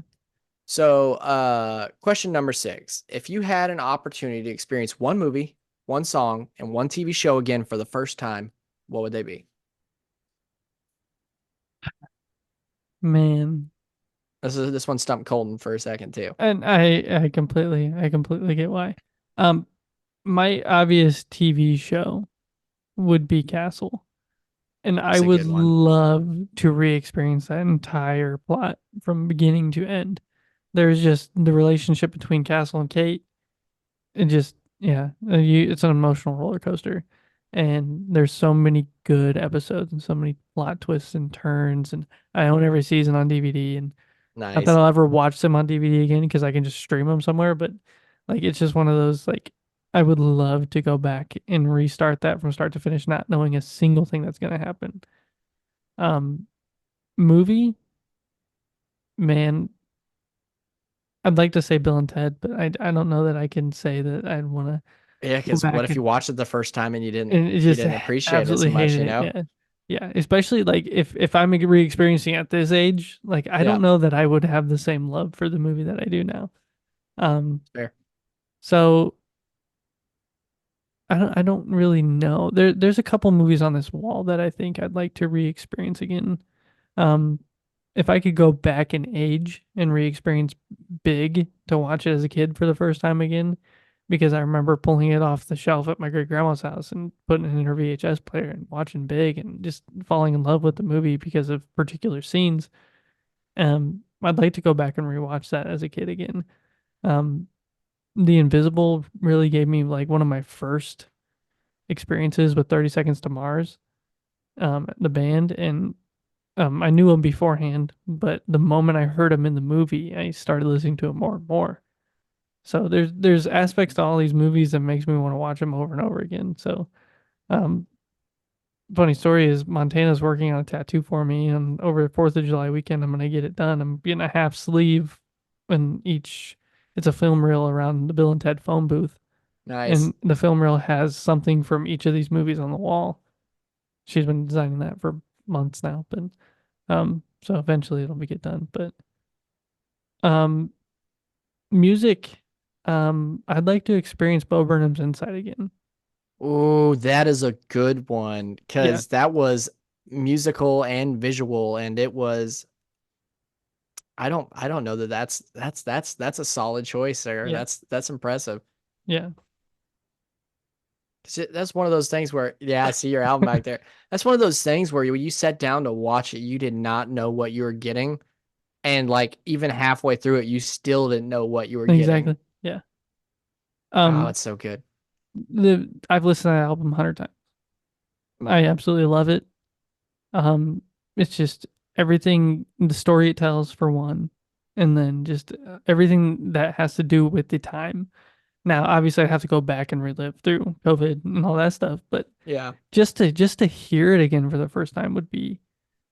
I remember that night. It was me, Montana, and Sarah at my old house sitting there watching the YouTube video or Netflix or whatever it was on, and watching it, and I'm like, I miss Bo Burnham. Like as a comedian. I mean, he was also vulgar and stupid and dumb yeah. humor, but that's probably why I liked him so much. But just to be able to experience rewatching that and listening to the music again, Oh, yeah. It was an yeah. emotional roller coaster because throughout watching it, there's times where him being on screen made you anxious. Hmm. There's times it made you laugh. There's times where you were legitimately concerned for him, and it was all over the place. And then it would go from being like something serious, and then all of a sudden he was like, he clicks a light, and all of a sudden a disco light is going out of Yeah, nowhere, yeah. or like a song that just like ends up becoming like a random anthem for you when you're having a shit week. You put on, uh, I feel like shit. Yep, exactly. Big old duffel bag of shit. Ooh. Yeah. So All Eyes on Me is the song on that album that has been the one that has been the anthem. It's just it got played at all three of our weddings. Um, Obviously, Dad was the DJ, so it was Yeah. whatever we wanted to play. I have a tattoo of it on my back. Montana designed a tattoo and I have Bo Burnham's eyes in a blue screen across my Nice. back. Um, but it's not really one of those that spoke to me. It was just such a good song, and I was And like, what? I love this song, and it's the only one that I listen to over and over again. Every single time I'd replay it. Like I get to that song, I go back and re-listen to Oh it. yeah. I mean, the chorus alone was it just sticks with you. Oh yeah, yeah, Especially at the end where it's like, put your fucking hands up. And then he yeah, fucking yells at you. He's like, I said, get yeah, out of your seats. You're just like, yeah. oh, God. Get up. Yeah, get up. And you're just, Yeah. like I said, that song like sums up that whole thing because it's just multiple different vibes crammed in one song. You get to I, see it's all of his emotions all in I one. said, I don't know that that one could be beat. I think that was a perfect choice for that. Yeah, I love it. I love it. Like I said, listen to it way too many times. The same, same. So, question number 7. Do you think you have taken anything away from the last few years of podcasting? Has it changed any aspect of your life or maybe taught you something about yourself you did not know? Um, I think the biggest thing I've taken away is that um, even though we don't get a lot of downloads, listens, whatever, I mean, it all accumulates. It's a big number when you look at it, right? But Mhm. at the same time, it's like weekly, we're not doing the best, but I get to spend time with Colton one day a week and actually sit down and talk to him and actually have a good conversation. And obviously we talk on the phone too. Wednesdays we talk on the phone, pre-production. Thursdays we record the podcast.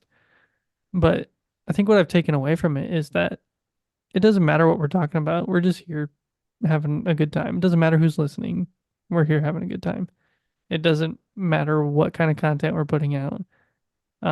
As long as we have the people that are loyal and coming back and listening and having a good time, maybe eventually get bigger and bigger and bigger, and we might hit 500 episodes and say we're done. We might hit 500 episodes and have millions of views. I mean, you just never know. Yeah. You come to do it, to have fun, to talk, to discuss something that we both have interest in. And my biggest takeaway is that it's just me spending time with Colton and whoever's coming on with us for that episode. And we've had some really fun episodes. So I'm a firm believer that if somebody sits down and listens to the Call Guys, that they will absolutely come back and listen to another episode of Call Guys.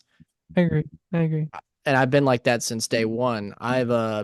It's Call Guys I've listened to since it started, and I never stopped. I write in, just like I said, I like listening to you guys talk. You guys got great chemistry. It's like listening to buddies, because it is buddies talking. Yeah. And that's what I think the charm is. Like I said, I think if you listen to the Call Guys, you're definitely coming back. I also like the whole takeaway that you're saying is like we might not have like the biggest views or downloads or whatever, but you guys absolutely enjoy doing it, so you keep coming back and doing it. Yeah. Coming from a podcast where I was just doing it with the guys, and we didn't expect anything of it, and it got big quick. And that just adds a lot of stress. And like with the Team Tejas, like we burnt bright and quick. We started, it got big. We did shows. We went and did live shows and this and that, and we had some good merch sales and all that jazz. And then it puts a lot of stress on you. Yeah. right out quick, and then people argue about creative stuff and this and that, and it's very stressful. And you guys definitely have just kept going, and you went past the expected mark for most podcasts, and then kept going. Now you're on year 2, and you'll be on year 3, and we are on year 3. Yeah, that's right. You're on year 3, and that's crazy to think about. It goes is. It by really so is. quick. Yeah. Like I said, I love listening to the show. I listen to it every week as it comes out. You're definitely a show I've written into more than any of the other Golden shows whatsoever. Yeah. Well, what was the second part of that question? Do you? Oh, let me back it up here. Sorry. I think I missed that part. But do you think that it has taught you something about yourself you didn't know? Not really. I mean, I know I can get wouldn't say lazy on some things, but like I create social media posts every week. Do I post them? Half the time I don't. I don't remember. I don't remember to do it. Like I'm a 3:50, 3:45 in the morning wake up. I come down here, I edit the podcast. I think the most thing it's given me is like I can discipline myself, but only to an extent. Like that's the only thing it's really taught me about myself. Like I get to the point where it takes me 20 minutes to edit a podcast. Colton and I don't have a whole lot of cuts. We don't have a whole lot of like it's mostly the natural. Sometimes, it'll be like, hey dude, I gotta go to the bathroom, whatever, get up and go. Which is always me. It's never him. But and honestly the whole William coming down thing, that has not happened to us in 117 episodes. So It's funny, before that happened, our kids were being a little wily, and Kayla was like, oh, they might be too loud. And I was like, yeah, it doesn't matter. Colton gets it. He has kids. And then sure as shit, as soon as we get going, his kid walks right into the screen. And I was like, look, there's one right now. Not even lying. No. But yeah, I think it's given me a little bit more discipline on the side of editing and making sure I'm on time to do something and get it on, done and uploaded and all this stuff. And the one thing that I don't do is the social media posts, and I apologize to all the listeners. I don't know that you care if I post or not, but it needs to happen. It's the hardest part. It is. It's not engaging. It's not really fun, and it's tedious. Like I'm with you there. I'm bad about it too. On everything I do. I was consistent on New Frontier for the longest time. Reels are where all the likes and follows are on Instagram. And I did a reel like every day for like a month and a half, and my subscribers went way up. Like I gained thousands of subscribers. And I was like, I need to keep doing this. And you know what I did not keep doing? Exactly. Exactly. Like I said, I make them every week. I mean, I have Canva templates where I make them. It's just the fact of like, sitting down once a night. That's all it would take is for me to sit down once a night and just throw a post up on Instagram or Facebook or whatever and just do it. But something in my brain doesn't click, and I just don't do it. Like the tediousness of being like, okay, I got to go to Instagram. Now I got to go to Facebook. Yeah. Now I got to go to TikTok, which I don't TikTok, but like, it's just like, it's the spreading it across. That's my least favorite part about Twitch streaming is before I go live, I have to go post on every social media I've got in like 3 different Discords. I'd be like going live, doing this. And I I hate it. Yeah, hate it. it's 100% the worst part. And the Emperor sticks onto it, and he posts every single week. He has a post and post and post, and he puts his nose to the grindstone when he gets to things like that. Like I It said, I'm a does. 3:45 wake up, come down here, edit the podcast, 20 minutes, go work out. Like I don't have and I'm at work early, so it's like, am I gonna do it when I come home? Probably not. I want to Yeah, spend it's time with the baby and the wife, and yeah, but yeah. what a birds. So question number 8. If you could go back to the first day of the Call Guys, what's some advice that you would give past Chico and Colton? Don't wait 10 episodes to fix your audio. I went back. I've actually listened to like the first 20 episodes over again. Um, we don't really get into fixing audio until the first time we get into the studio. After the studio and hearing the episode after edit, I'm like, okay, this is what it needs to sound like. A little bit better. I mean, there were obviously the studios doesn't have perfect audio, but it's really good as compared to what we had in those first 10 episodes. So I would say the biggest thing is make sure you fix your audio before you start recording that episode number God, one. I don't it's know. so important. It is, and I've listened to podcasts where people are just like muffled or And it quiet, or drives you, nothing drives you talking away quicker. they're talking all the way back here, and you can Yeah. barely hear them. And there's certain, and they publish them like that, and it's like, going back to episode 1 of the Call Guys, my mic was way out the roof and Colton's was low, and then we worked on it and we flipped them, and then I was really low and Colton was really high. I don't know what it took to get us to that nice, It's even keel audio, level, but especially when you start listening to yourself constantly, like you get super critical of it. you do. And that was some of the biggest fights that we had in Team Tejas, is because I was working with 2 people that constantly harped about how they're audio engineers, and they're the ones that made me notice things. Like Mhm. as a normal person, I never noticed like people clicking their mouth or this or that until they start pointing it out. Yeah. But like even with Team Tejas, our audio was inconsistent the first more than couple episodes. Like all of a sudden, like they would be trying to figure out what mic I'm good on, and then all of a sudden Brandon's audio is super quiet, and like Matt's up too high, or this or that, or a whole episode's quiet because the way Brandon edited it. And it would be like it would just be arguments, because especially between Matt and Bose, of being like Matt being like, "Oh, do I need to edit the episode because you edited it and now it's out and it's super quiet." Yeah. And there's still like I think there's still like 1 episode out there that never got fixed, that like if you go back and listen, Team Tejas is super quiet. Yeah. And stuff like that. And it is stressful. There's nothing worse than release day and you go to listen to your show and something is horrendous with the audio and you're like, "Ugh." Yeah. I would say that there's obviously more. I mean, buy myself a better laptop for the travel episodes, like going out to Pennsylvania when Chris and I did a Star Wars episode out there with Nick and Colton. Like if I would have had, like I had my old iMac or not my iMac, my MacBook that is just a hunk of junk, and we made it work, but at the same time it was like the struggle to get there with that. Obviously don't do the Call Guys Go to White Castle. I don't think that was a great idea. It was a great concept. I Not well. vote for that episode to be redeemed and you guys actually go to a White Castle. I will do it. We'll do it. I think you're right. The only reason we didn't go to White Castle is because the one we had was like 3 hours away, or well, not. I guess Kokomo I think was the closest one, which is about 2 hours away. But I would definitely do it. I mean, yeah, I'm in for White Castle, but Listen, when I finally come back to Indiana, that's when you do it. All the well, I'll 3 of just us. go. The 3 of us just go to White Castle. The thing is, I had these little lavalier mics that hooked up to my phone, and I did a mini test run, and I thought it was okay.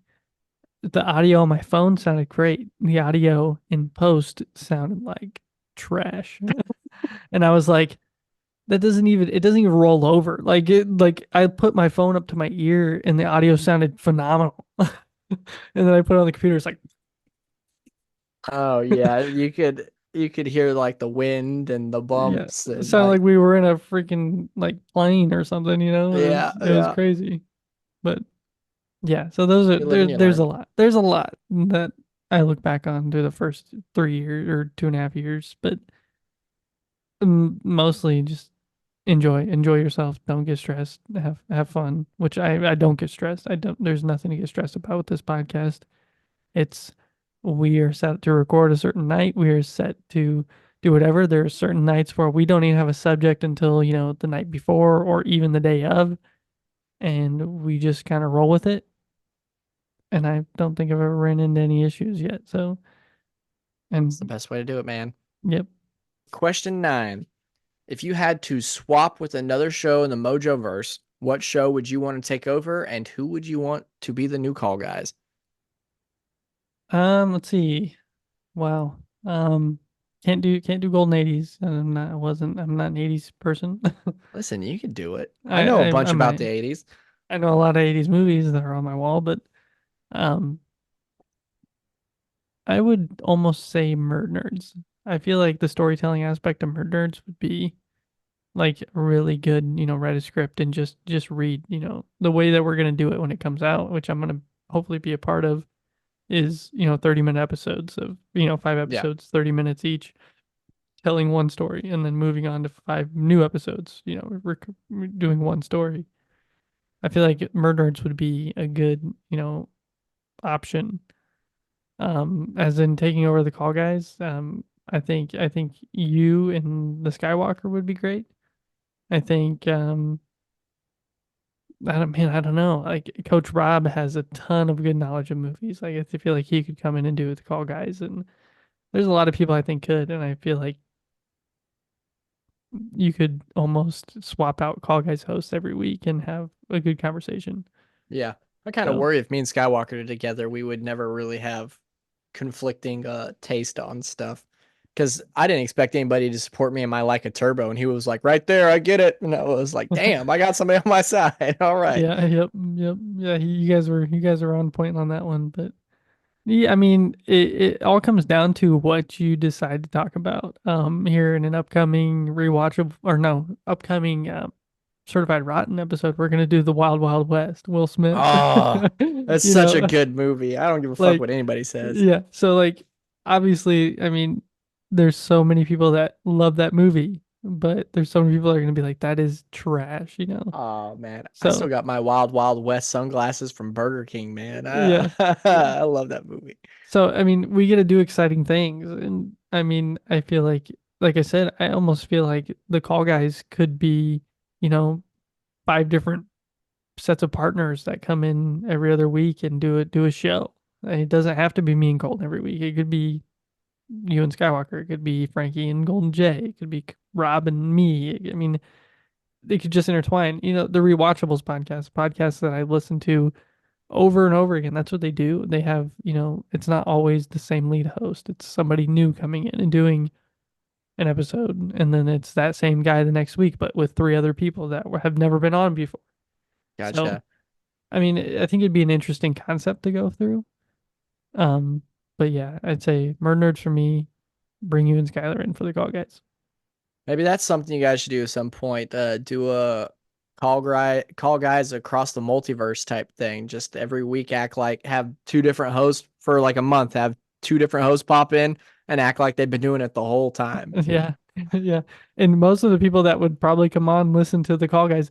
The thing is, most of the people in the Gold Mojo universe listen to the call guys, Yeah. right? So, I mean, There you I go. feel like Patent anybody. pending that stuff, man. Get you like a weird remix of the Call Guys theme song with like that beat from those movies when they're talking about like, oh, let me start from the beginning and do that beat that they did from the Across the Spider-Verse thing Yeah, and just yeah. remix it up just a little bit different with different sound bites and just be like, this is a multiverse month.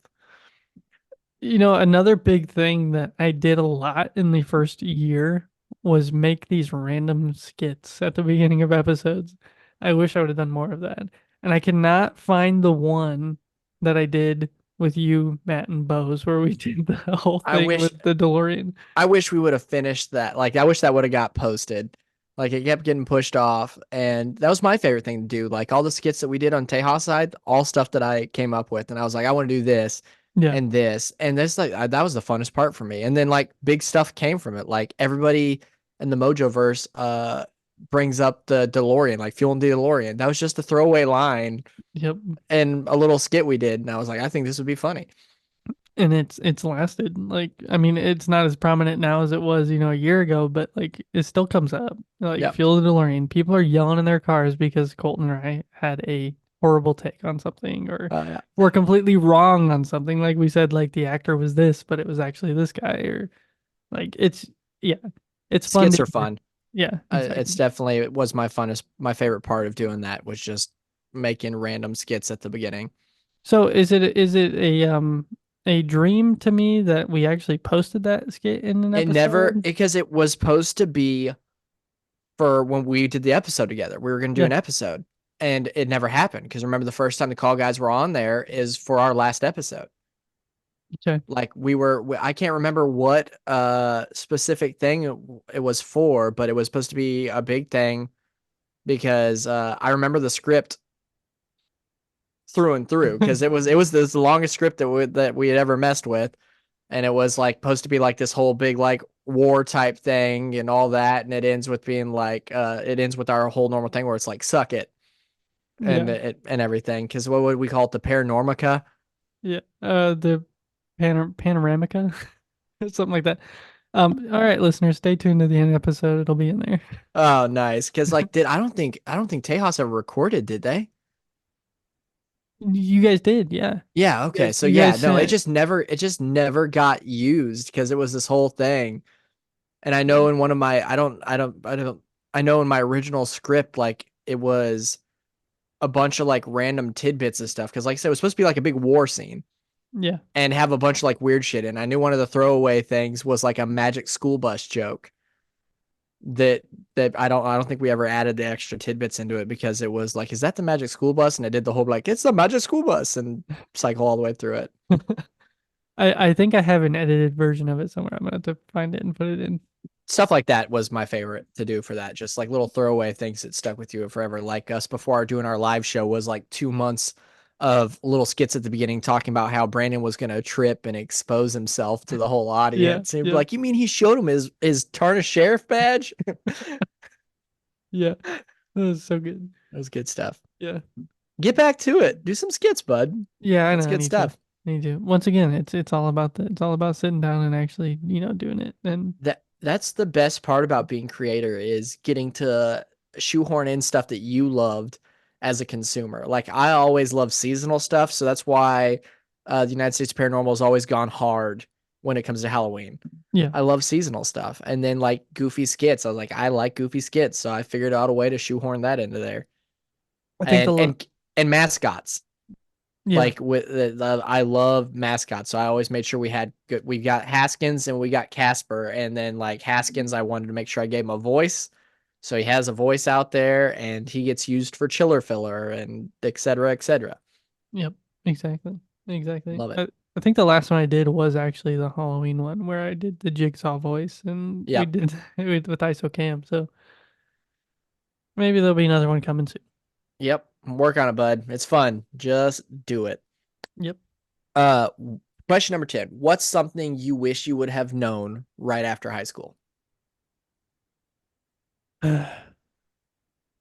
Something I wish I would have known right after high school. I wish I would have known that I wasn't going to use my degree to do anything besides wedding videos.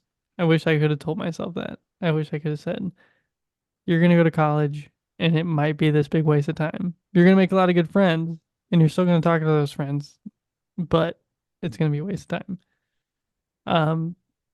Obviously it helps me in the editing side of podcasts. It helps me, I have a small side hustle of doing wedding videos, but man, I work in a factory.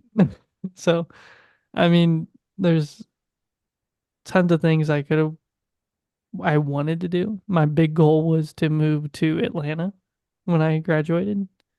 Met Sarah, who is my wife now, and You Wouldn't met her in change. college, right? Yeah, wouldn't Yeah. change it. Exactly. Like the college did a lot for me. Yep. So I mean, it's one of those it was a big thing for me, but at the same time, I could have gone to do all these other things, and I could have went straight into a factory and worked. But what are the odds of me learning all the things I know now? So That's fair. I yeah, mean, and you're definitely not the only, like, basically, I might know one person that, or two maybe, that went to college all the way through and ended up using their degree or whatever. A lot of people around here went to college for like video stuff. Well, there's no demographic for it in this area. Like if you want to use that kind of diploma, you got to move to like San Antonio or this or that. Matt used his college degree and went to teach college classes and stuff. And now he is leaving that job to go pursue his own stuff because he hates college kids. yep. But outside of that, like you got an experience out of it though. You got all these things that if you would have went straight to a factory job, you wouldn't have got to go to all the ball skate games that you went and made those memories, learn the things you did, meet your wife, Yep. et cetera, et cetera. So like you might not use your diploma in a fact of like it pays your bills, but you use your diploma in like you said, you use it for your side hustle. You met your wife there. You made some friends there. You made some content while you were there. I I did. mean, I made oh, some great videos. absolutely. Yes. What's the vampire one again? Oh, Vampire Cops. Vampire 100%. Cops.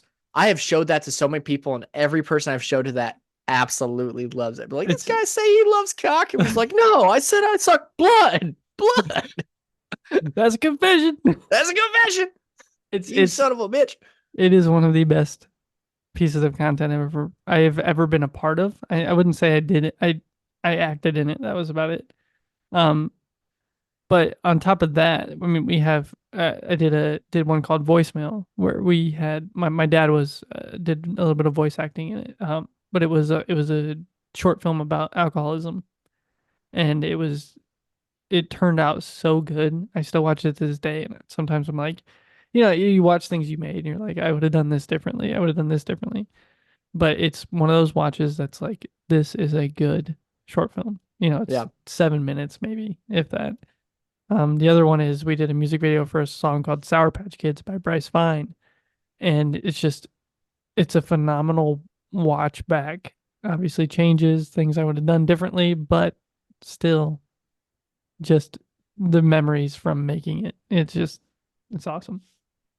So yeah, I think, like I said, at the end of the day, I guarantee you a lot of people look back on going to college and be like, oh, I spent this much money and Waste of didn't time. do what I thought I was going to do with it. But like at the end of the day, you can't really put a price tag on what you did out there and what you took away from it. And especially since you met your wife, who's the mother of your children there too. Look where That's I'm a at. person you would have never met if you would have never gone there. I mean that's a whole story in itself because Lucas's wife is the one that introduced us, and the whole thing with how they met is there were a bunch of drunk kids running around the dorm room hallways knocking on people's doors. She was in the study lounge, my wife was in her room. They both stuck their head at the same time, looking to see what was going on, and then they started talking to each other. And she's like, "I have somebody you should meet," and that was it. You can't fuck with that. That's like a '90s rom-com movie. 100%. Like you can't. That's just natural. That's amazing. Yeah, They can't put a price tag on that because that's literally something you would have seen on a video in the '90s. Yeah, but like, oh, drunk people running around the hall, knock on it, both peek their head out at the same time, be like, hey, how are you doing? I'm doing fine. I got somebody you should meet. Yeah, is exactly how it went to. They talked. I don't know how long they talked. I don't know the whole story, but all I know is that I got a number and I met a girl, and that's that. Yeah, see, that's perfect. So yeah, worth it. Well worth it, sir. 100%. Money well spent. What did I get from college? I got a wife. Okay, another college question. Oh. Question 11. On the note of schooling, you went to college and you seem to have really enjoyed it. Is that a route you think you would want for your kids, or do you think it's a case by case type deal?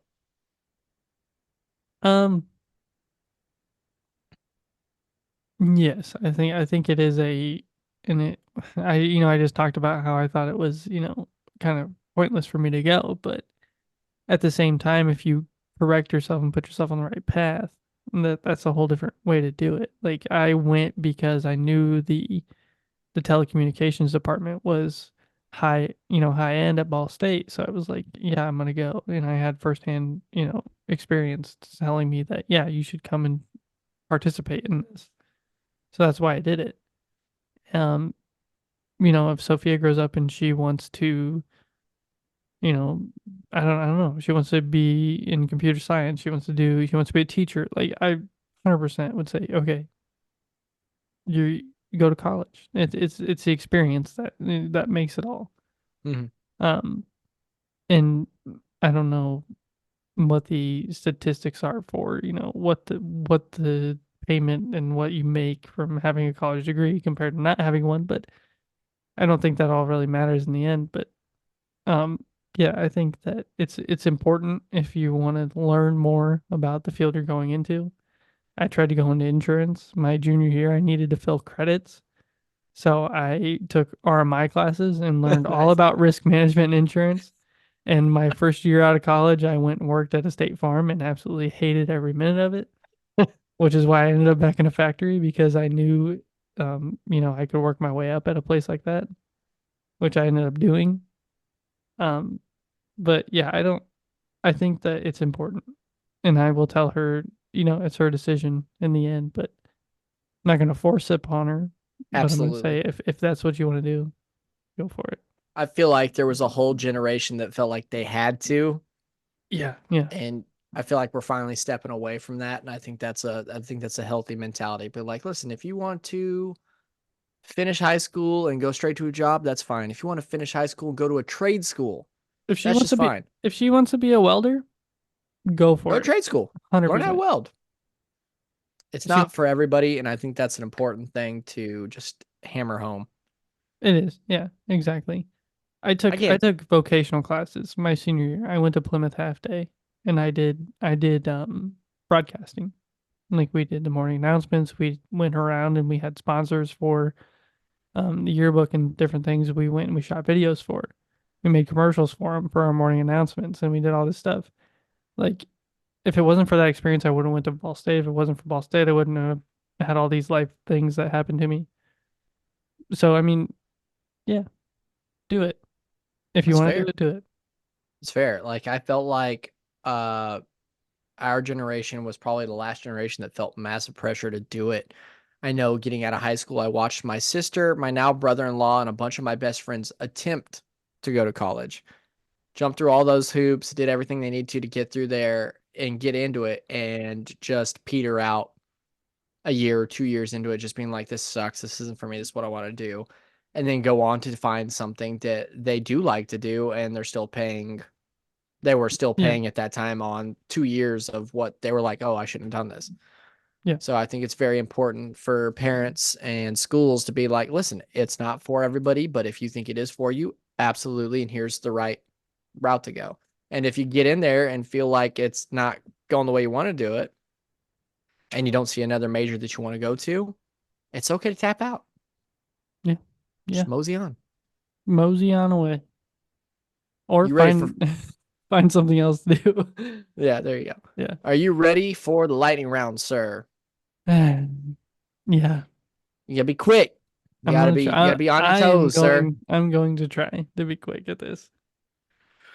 Keep All up. right, there we go. Ready? Yep. Finish these statements or questions. My favorite game is. I don't play games anymore, man. I don't care. Be better than that. 100% solitaire.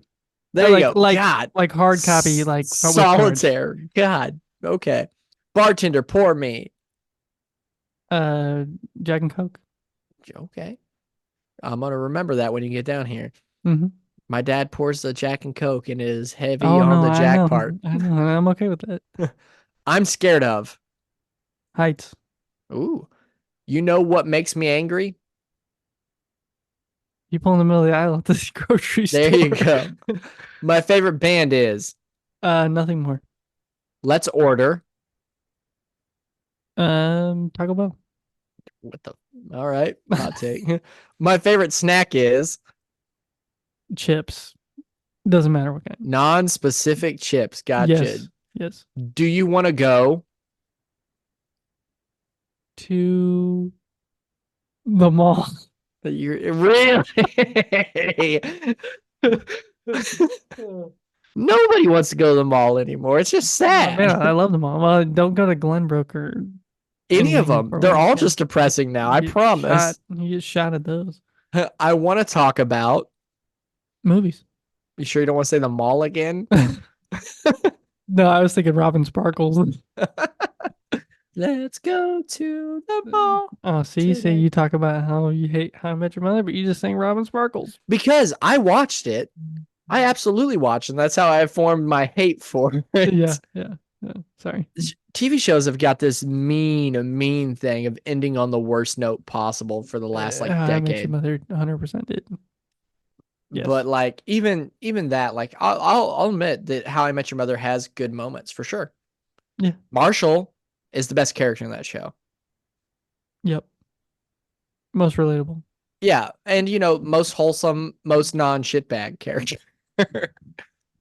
Yeah. Barney Stinson would catch a case 112% these days. And Ted Mosby, woof. Yep. But like it's just the way they ended that show was dirty. Yeah. And it was. they did the whole thing of building up Barney and Robin just to be like, nah, it didn't work out. They got divorced so she could end up with Ted. Yeah. And the kids are like, we know you're in love with Aunt Robin. Like, just go do it. Like, Yeah. I hate the last season of that show. Yeah, no, be like, build up this whole like How I Met Your Mother thing to be like, this is How I Met Your Mother. Then she died. It's just like, sorry, people, if you haven't watched it, spoilers. Yeah. Woof. If I could, yeah, if I could go back and change my answers on any of those, I would. What you got? I don't even remember. That's fine. Let's walk through it. Okay. My favorite game is. I said hard copy solitaire. It's only because I sit like between my workouts in the morning. I have a deck of cards. I have this round poker table, and I play solitaire every single morning. I don't play video games anymore. I don't do any of that stuff. So I get that, but if you're literally somebody was like, I'm going to end you in an hour, like lights out, you're done.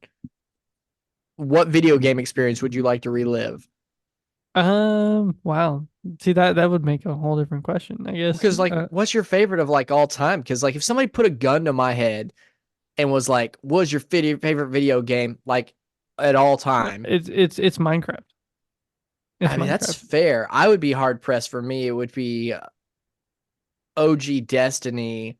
Oh man, I could go Destiny. Halo 3 or Sea of Thieves, because those are my best video game like overall experiences. Yeah, Sea of Thieves. I've put way too many hours in that game. Oh, absolutely. I played that from alpha till just I haven't played it all this year. Yeah. But like same. I played that from alpha to like just a year ago, like religiously. It's because games where you have a unique experiences, yeah, it's hard to beat. And that's why I harken back to Halo 3 and Destiny, is because that was the world of open mic gaming, where you met people and made friends that you'll have forever. Exactly.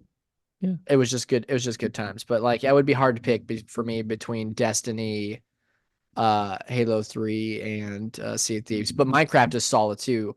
The amount of time I've logged in there, I had to stop playing Minecraft because like it was a disease. Yeah. Minecraft is my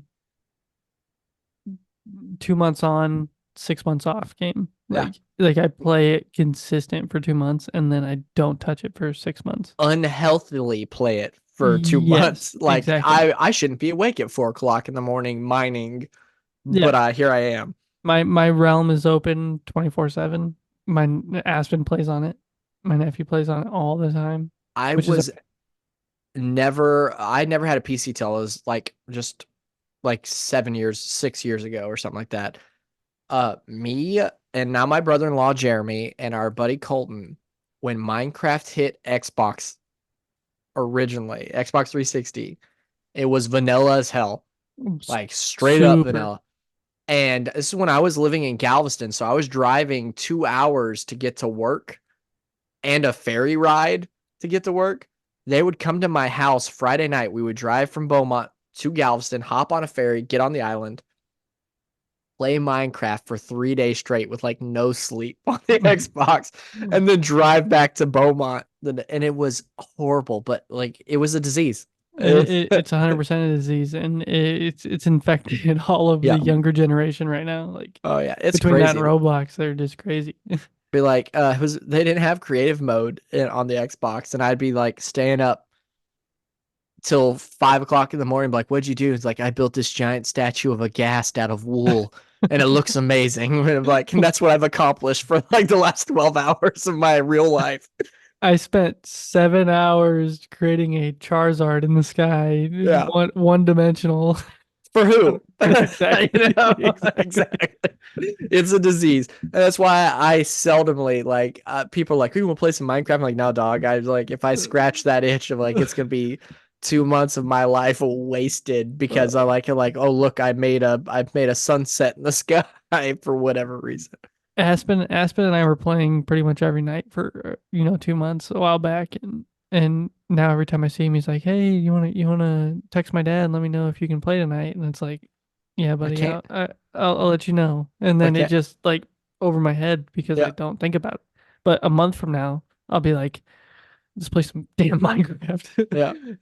That's how it was with my son for a little while there. He'd be like, "Hey, Dad, you want to play some Sea of Thieves with me?" Because he lives across the country and everything. Yeah. And I just like playing with him and playing with how I normally play is a whole different thing because I'm relentless when I play by like with my buddies and everything. Like I'm robbing everybody I see, this and that.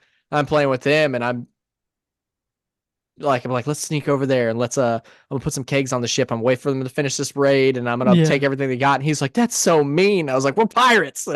Man up." It's the point of the game.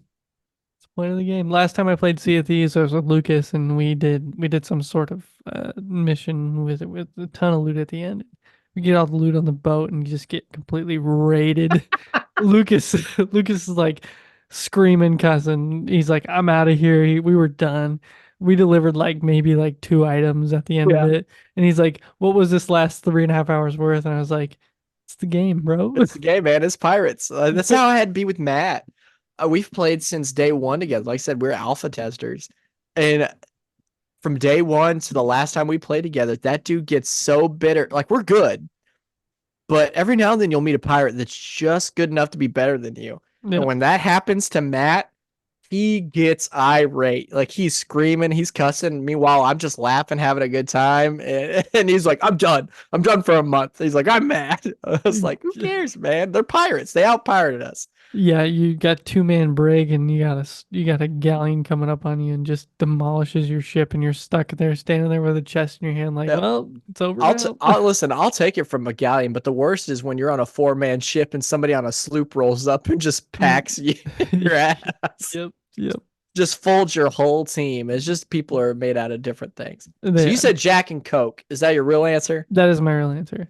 I can always go for Jack and Coke. I love a good IPA, but if I'm going to a bar, if I'm sitting at a bar, it's a Jack and Coke every time. Okay. Heights? Is that really what you're scared of? Yes, That's 100%. fair.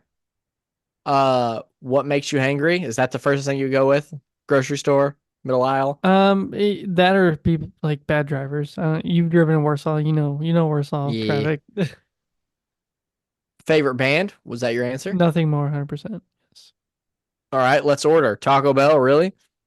No, there's plenty of other things I would want to order, and most of the time it's Chinese or pizza.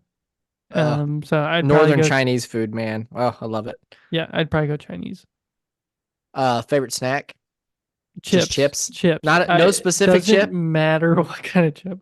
Sarah will tell anybody like I'm addicted to chips. Like this, we dieted last week, and it was the worst thing because like I just wanted to eat some chips. I didn't care what kind of chips, just give me some chips. Listen, I'm a specific chip kind of guy, though. Like, if I ask for a bag of chips and somebody throws me like plain Lay's without like a French onion dip or something, I'm like, "What the fuck are you doing here?" I can do it. I'm.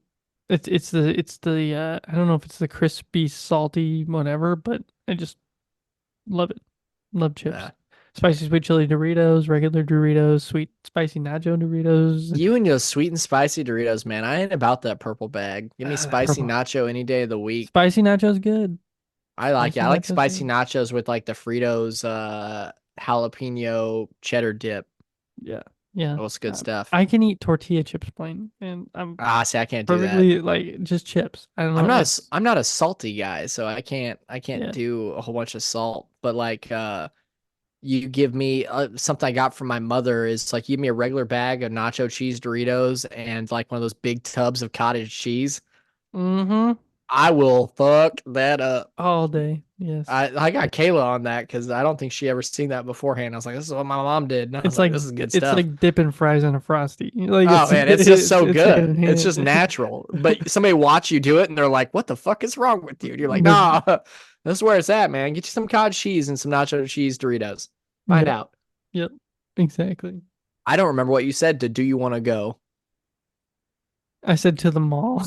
Yeah, that can't be your answer. That can't be your real answer. When was the last time you went to the mall just because you want to go to the mall? Well, Michigan City does have a nice outlet mall, so we go there probably once a year. An outlet mall, but that's not a mall. No, it's not like an indoor like food court kind of mall.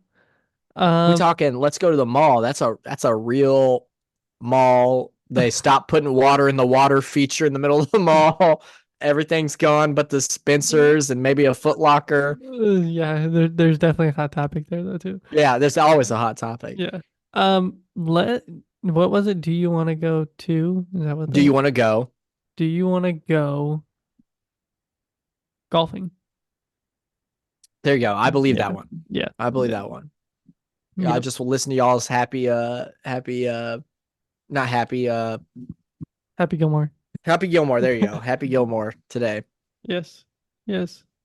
Y'all are big on the golfing right now. Way I too can't much. golf. I suck at mini golf. Me and Kayla's first date was mini golf and then a haunted attraction, and she stomped my ass in mini golf so bad. And that was ironically in a mall. Just hammered my ass just horribly. So good time. I feel like you're looking at her as you're saying that. I am staring right at her as I say it, and she didn't even make eye contact with me until just now. It was bad. It was one of those, like, we've got a huge arcade in the mall, and they've got a mini golf thing inside the mall, and it's just like weird statues of like Kmart aliens, and it's all neon stuff. Yeah. And it was embarrassing. I still have the golf ball. I took it from there when I left, I but would have done. Yep. she took me to town. Your last one was, I want to talk about. Movies. And that's 100%. I believe that. 100%. I'll take it.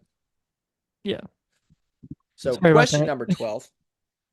Growing up, a social gamer, we just talked about this, from playing Minecraft and recreating your school, to Call of Duty, to Destiny, the list goes on and on. What's your takeaway from how that has impacted your life, and if you would sink just as much time into it if you could go back? I would 100% sink just as much time into video games. It's fair. I think that kind of shaped a little bit of, friendship wise, and I mean that's how I met Colton. Absolutely. Can't that- replace that friendship. I wouldn't be doing the Call Guys if I didn't play, I honestly think it was Modern Warfare 3.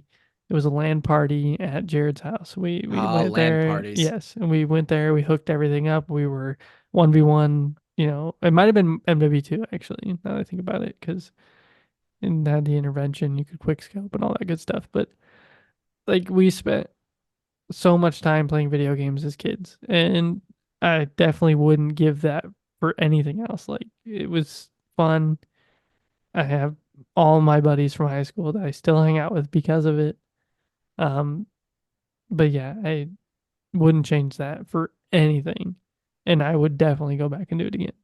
Oh yeah. Well, because you can't. It's just like you can't recapture that vibe that it was. No.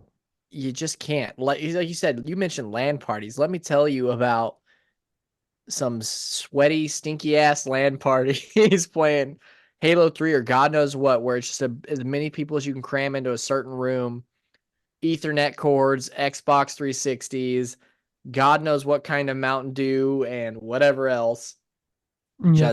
Just solid gaming. And it back when you would make friends with people online and like actually talk to them and keep in contact with them. And like I said, you made friends. Like there's friends that I went to high school with, never talked with them, played Halo 3, Borderlands, et cetera with them after high school, became some of my lifelong friends.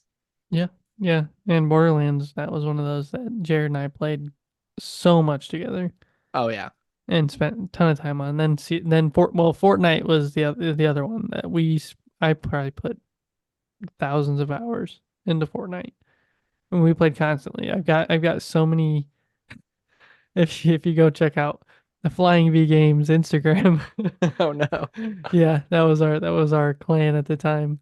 I've got Colton Rage videos of him just blowing up on Oh, I can everything see that happened to Colton him. Yeah, absolutely just losing his and mind. let me tell you right now, they are the funniest things you'll ever watch. Oh, They're absolutely. funny. They're hilarious. You can't not watch them. I've shown them to like my brother one time. I'm pretty sure he was rolling on the floor because he was Oh laughing so yeah. hard. So yeah, video I, games, 100%.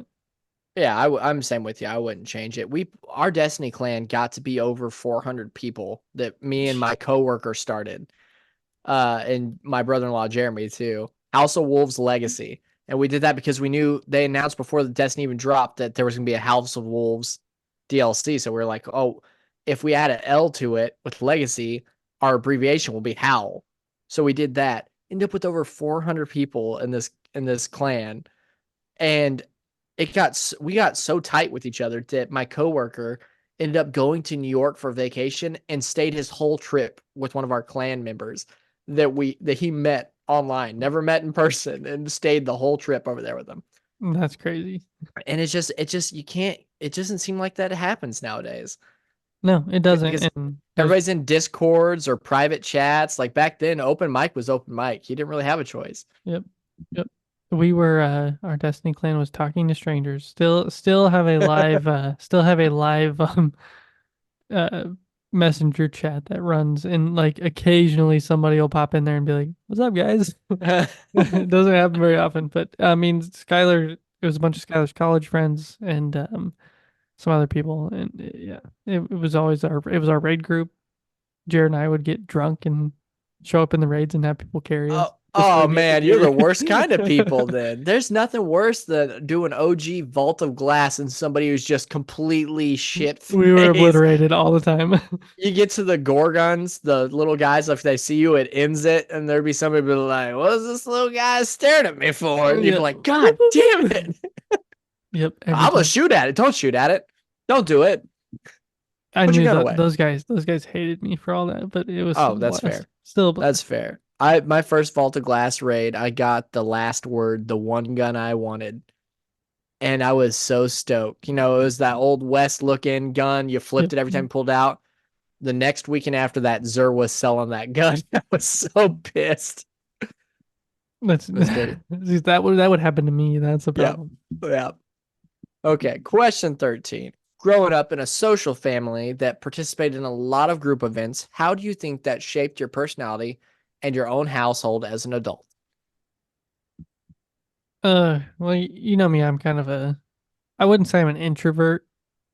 I'm kind of in the middle of being introvert and extrovert. Like I have a lot of friends, but I don't go out of my way to make new friends. That's fair. Like people approach me, I don't approach people. So I feel like the social aspect of the way that I grew up, my parents had kind of the same thing I have. I have friends that were already made later, like earlier in life, right? Yeah. So like didn't really go a whole lot. And I see a lot more of my dad now making new friends, like Phil from Indiana Chiefs fans met at the campground because they saw that we had a Chiefs flag on our golf cart.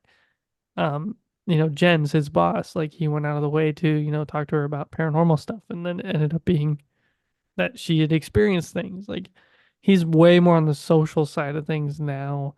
And my dad's, well, I mean, I guess he's always been on the social side of things. Like you walk through Walmart with my dad and he's going to talk to 10 He could people talk to anyone. before you get out of there. But like just the aspect of him making new friends, I don't necessarily have that trait, I guess. So I don't spend a lot of time like going on my way to like be like I want to talk to this person. I'm more of the good morning, hey, how's it going kind of guy. And I'm s- I try to avoid it, but I'm so soft spoken. Like when I talk, I talk. I don't know if it's like from the lower part of my throat or what, but I don't have a loud voice, and I probably mumble more than I should. But like, so I don't go out of my way to talk to people because I get more. What'd you say? Like, what was that? Like, Yep. and then I get tired of repeating myself. So it's like I just give up. But I don't know if that answered your whole question, but That answers it. That answers it. Question 14. What is something you would say you have struggled with in your life? struggled with my life. Man, that's tough. Well, I'm here for, sir.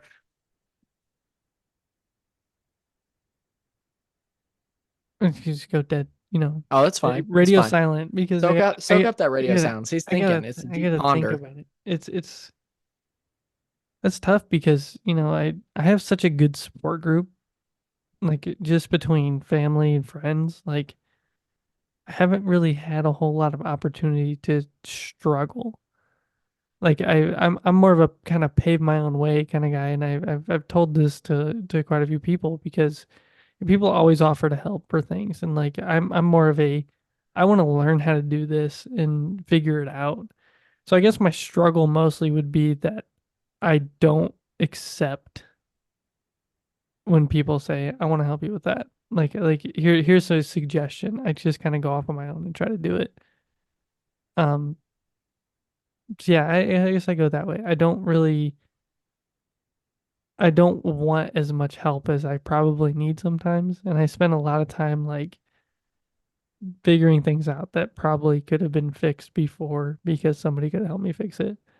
And I've learned a little bit on that. Colton helped me fix some things around the house, and I help him do some things, and Jared helps me do some things, and I help him. So I've got a good, like I said, support group to help me through things, but I just like to do my own. Just need to learn how to utilize your support system a little bit better. Exactly. And I definitely struggle with that because I like to be a little bit more on the independent side, I guess. That's fair. That's a solid answer. Question number 15. What are some jobs you have worked throughout your life? I have not had a lot of jobs. That's so Um, weird to hear. I've done so many.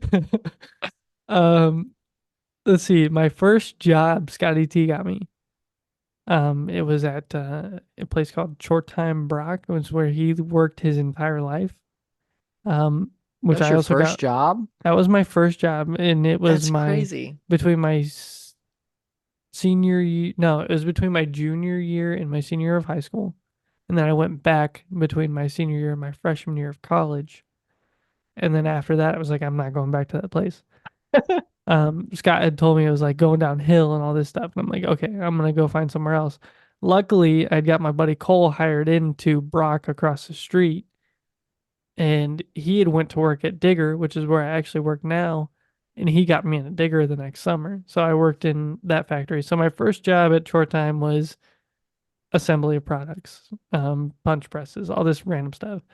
My second job at Digger was I went in and I did packaging, so like heat shrinking, like plastic wrapping fence. And then my second summer I went back to Digger, um I cut like aluminum. That was pretty much my job. Then I went to college. Well, I was in college at that point, but after I graduated, I went to State Farm, worked as an insurance agent, sold people auto, home, didn't do life insurance because I wasn't licensed to do that. That's fair. Credit cards, random stuff like that. Like I said earlier, I absolutely hated it. So I went back to Digger and I worked there as a packager in their like busiest department for 2 years. And then my current boss now came to me and said, "Do you want to come up here and take this job?" And now I am an engineer in R&D, and I do design for special gates for really nice houses, and I do designs for other things, and I do a lot of random stuff. Um, put together new plants. I just do a bunch of stuff. So Nice. I'm a manufacturing engineer slash plant liaison.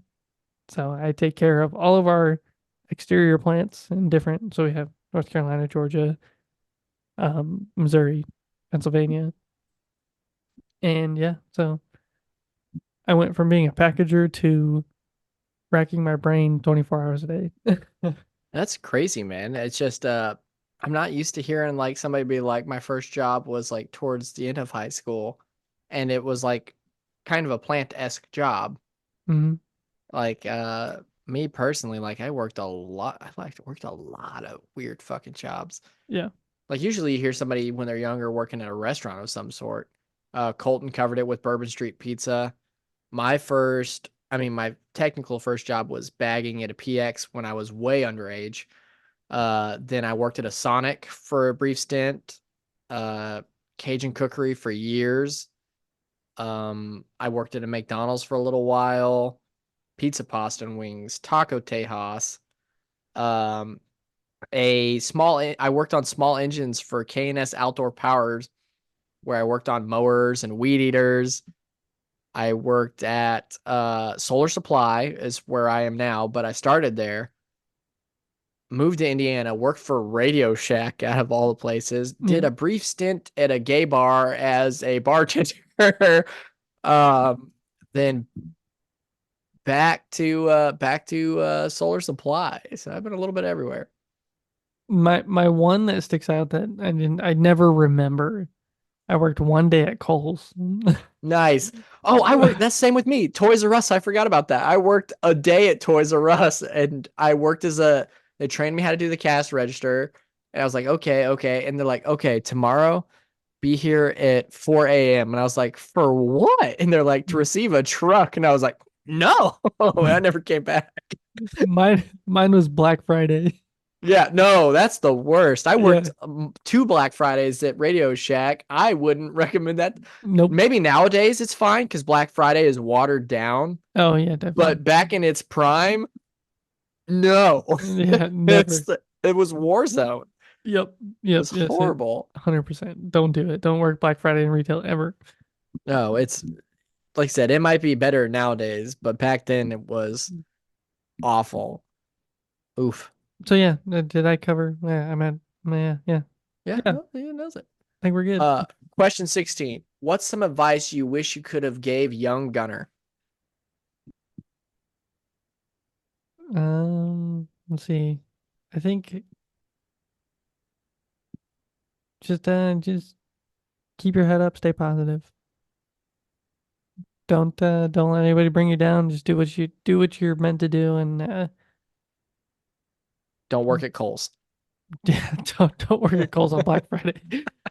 No, I definitely think like stay on the path you're on. I don't think anything I've done in my life has been on a downtrend. You know what I'm saying? Yeah, There's been certain moments where I feel like I have been, but like just keep on going where you're going. You'll be happy when you're almost 30. You'll be happy. there you go. Question 17. What do you think comforts you the most? Coming home to That is a fair answer. the wife and baby. I think that's like every single day. I go pick up Sophia from daycare. We come home and we just get to sit down and relax. I've got a really good baby. And Colton says it and he nags me for it all the time. And I'm sure you've heard it on the call guys before, but Yeah. like she is just I couldn't ask for anything better. So like it's nice to come home, sit down, hang out with her, hang out with Sarah. Sarah works till 5, so I get to spend some time with Sophia before she gets off work. And we just hang out. Sometimes she naps on the way home, so I set her down and let her nap for a little bit and get her up. But yeah, it's nothing better. Oh It's- man, when they're babies, they're great, especially if you got you a good one, We're not Yeah. super fussy or anything, but just wait until they start talking. I'm excited because I can't wait to hear the F bombs and They get dicey, man. It's just especially if you got more than one of them, you know. We dealt with the other weekend, another week. Essie's in summer school right now, so and she's my oldest daughter. She's just turned 7. And her little sister who just turned 5 went to her Lily's house during the week because, you know, she doesn't have summer school or nothing. And she picked her up in the middle of the night. So Essie wakes up, her sister's not there, and we just deal with her, be like, I don't want to go to bed. I miss my sister. And be like, well, your sister's here. All you guys do is fight and say you don't like each other. Like, I don't know what to tell you. oh my. Yeah, it's just like when they're together, they're yelling at each other, but the moment they're separated for more than like an hour, they're like, I miss her so much to where they're in tears. You're like, I was like, I don't get you. I don't understand what's going on here. The thing is, when they're older, they're gonna have the best sister relationship you've ever seen. They'll just be like completely best friends. We'll see. Those relationships can go one of like two ways. They either love the shit out of each other or just like, I don't. Yeah, I don't want to talk Yeah. to you. Yeah, that's fair. So, Yeah. what is something from your life you wish your daughter could experience, and what's something from your life that you hope she doesn't have to? Well, something that I wish she could experience. You know, I don't want to take it all back to movies, but like I feel like I want her to experience like something in the theater that is just one of those phenomenal, like you sit down and by the time you leave you're blown away. Like I want her to be able to go see something that just mind blown afterwards. I think that is one of those that like my first IMAX experience with Nice. which we Yeah. got one together. We saw the That was Dark my Knight first Rises. IMAX experience too. Yeah, like that whole experience afterwards. You know, you see that plane scene in Dark Knight Rises, And it you just, feel like you're in the bitch. yeah, You're like, yeah. like I hope she gets to experience something like that, whether it's a 4D or whatever, like 10D by the time that she's Yeah, old no enough to shit. see something. But something I don't want her to experience. Um, that's rough because like how you want to say like losing a loved one because that's a big thing. Like Yeah, it last sucks, but it's inevitable. yeah, my great grandma when she passed, that was one of those that I spent so much time with her. It was just devastating.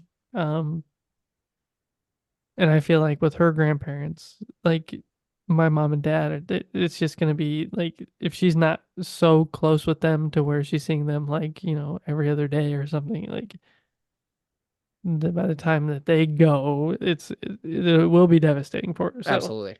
um, I don't have an answer, man. I think it's a I'm not fair sure. answer. If I could rob my kids of that experience too, I would absolutely do it. Yeah. Losing a loved one, I think, is just yeah. And you talk to Colton about his mom, and you talk to anybody that's lost a parent. That's nothing compared to a family member further out from that. But still, it's an experience you don't want to have. So Yep. That's a fair answer. I think you nailed that one. What are some of the most important things you have learned from being a husband and a father? patience, 100%. And not only patience my way around, but Sarah's patience with me, I think, is the most important thing because I can get to the point of, like frustration where I'm just almost angry completely. And 90% of the time, she is 100% patient with me. She lets me go. She lets me do what I need to do. Like, patience is key. And I'm not always good at it, and she is perfect at it. So, yeah, I think that's where I go with that one. Question number 20. What do you want your legacy to be? Legacy. That's also a tough one It is. because I hear so many stories about like my grandparents, my great grandparents, and the way that everything that they've done in their lives, and you know, you hear all these stories, and That's what I want. Like when Sophia grows up and she can tell her kids like this is what your grandpa did, you know, and to be able to know that I've done something to where it's something that my kids want to tell their kids to, and their kids want to tell their kids. And I mean, my dad will tell stories about his grandpa, my great grandpa, and he'll tell stories about his dad. And it's just fun to hear those stories and look back and understand all that. Um, but I also look at my dad and my mom, who are both just absolutely hardworking people. And like, I strive to be the people that are before me. I wanna match the legacy, I guess, is what I'm saying. Is like, I want to have the stories. I want to be hardworking. I want my kids to see that. I want their kids to see that. So yeah, I would say that just them knowing that I've done everything I can to give them a better life, I guess, even further down the road, whether it's great grandkids or great grandkids, whatever. I think that is a solid answer, because what do we end up being if not essentially folklore for our ancestors? Because like, I never met your great grandfather, but I Yeah. know about his trips in their RV and all sorts of things from your dad.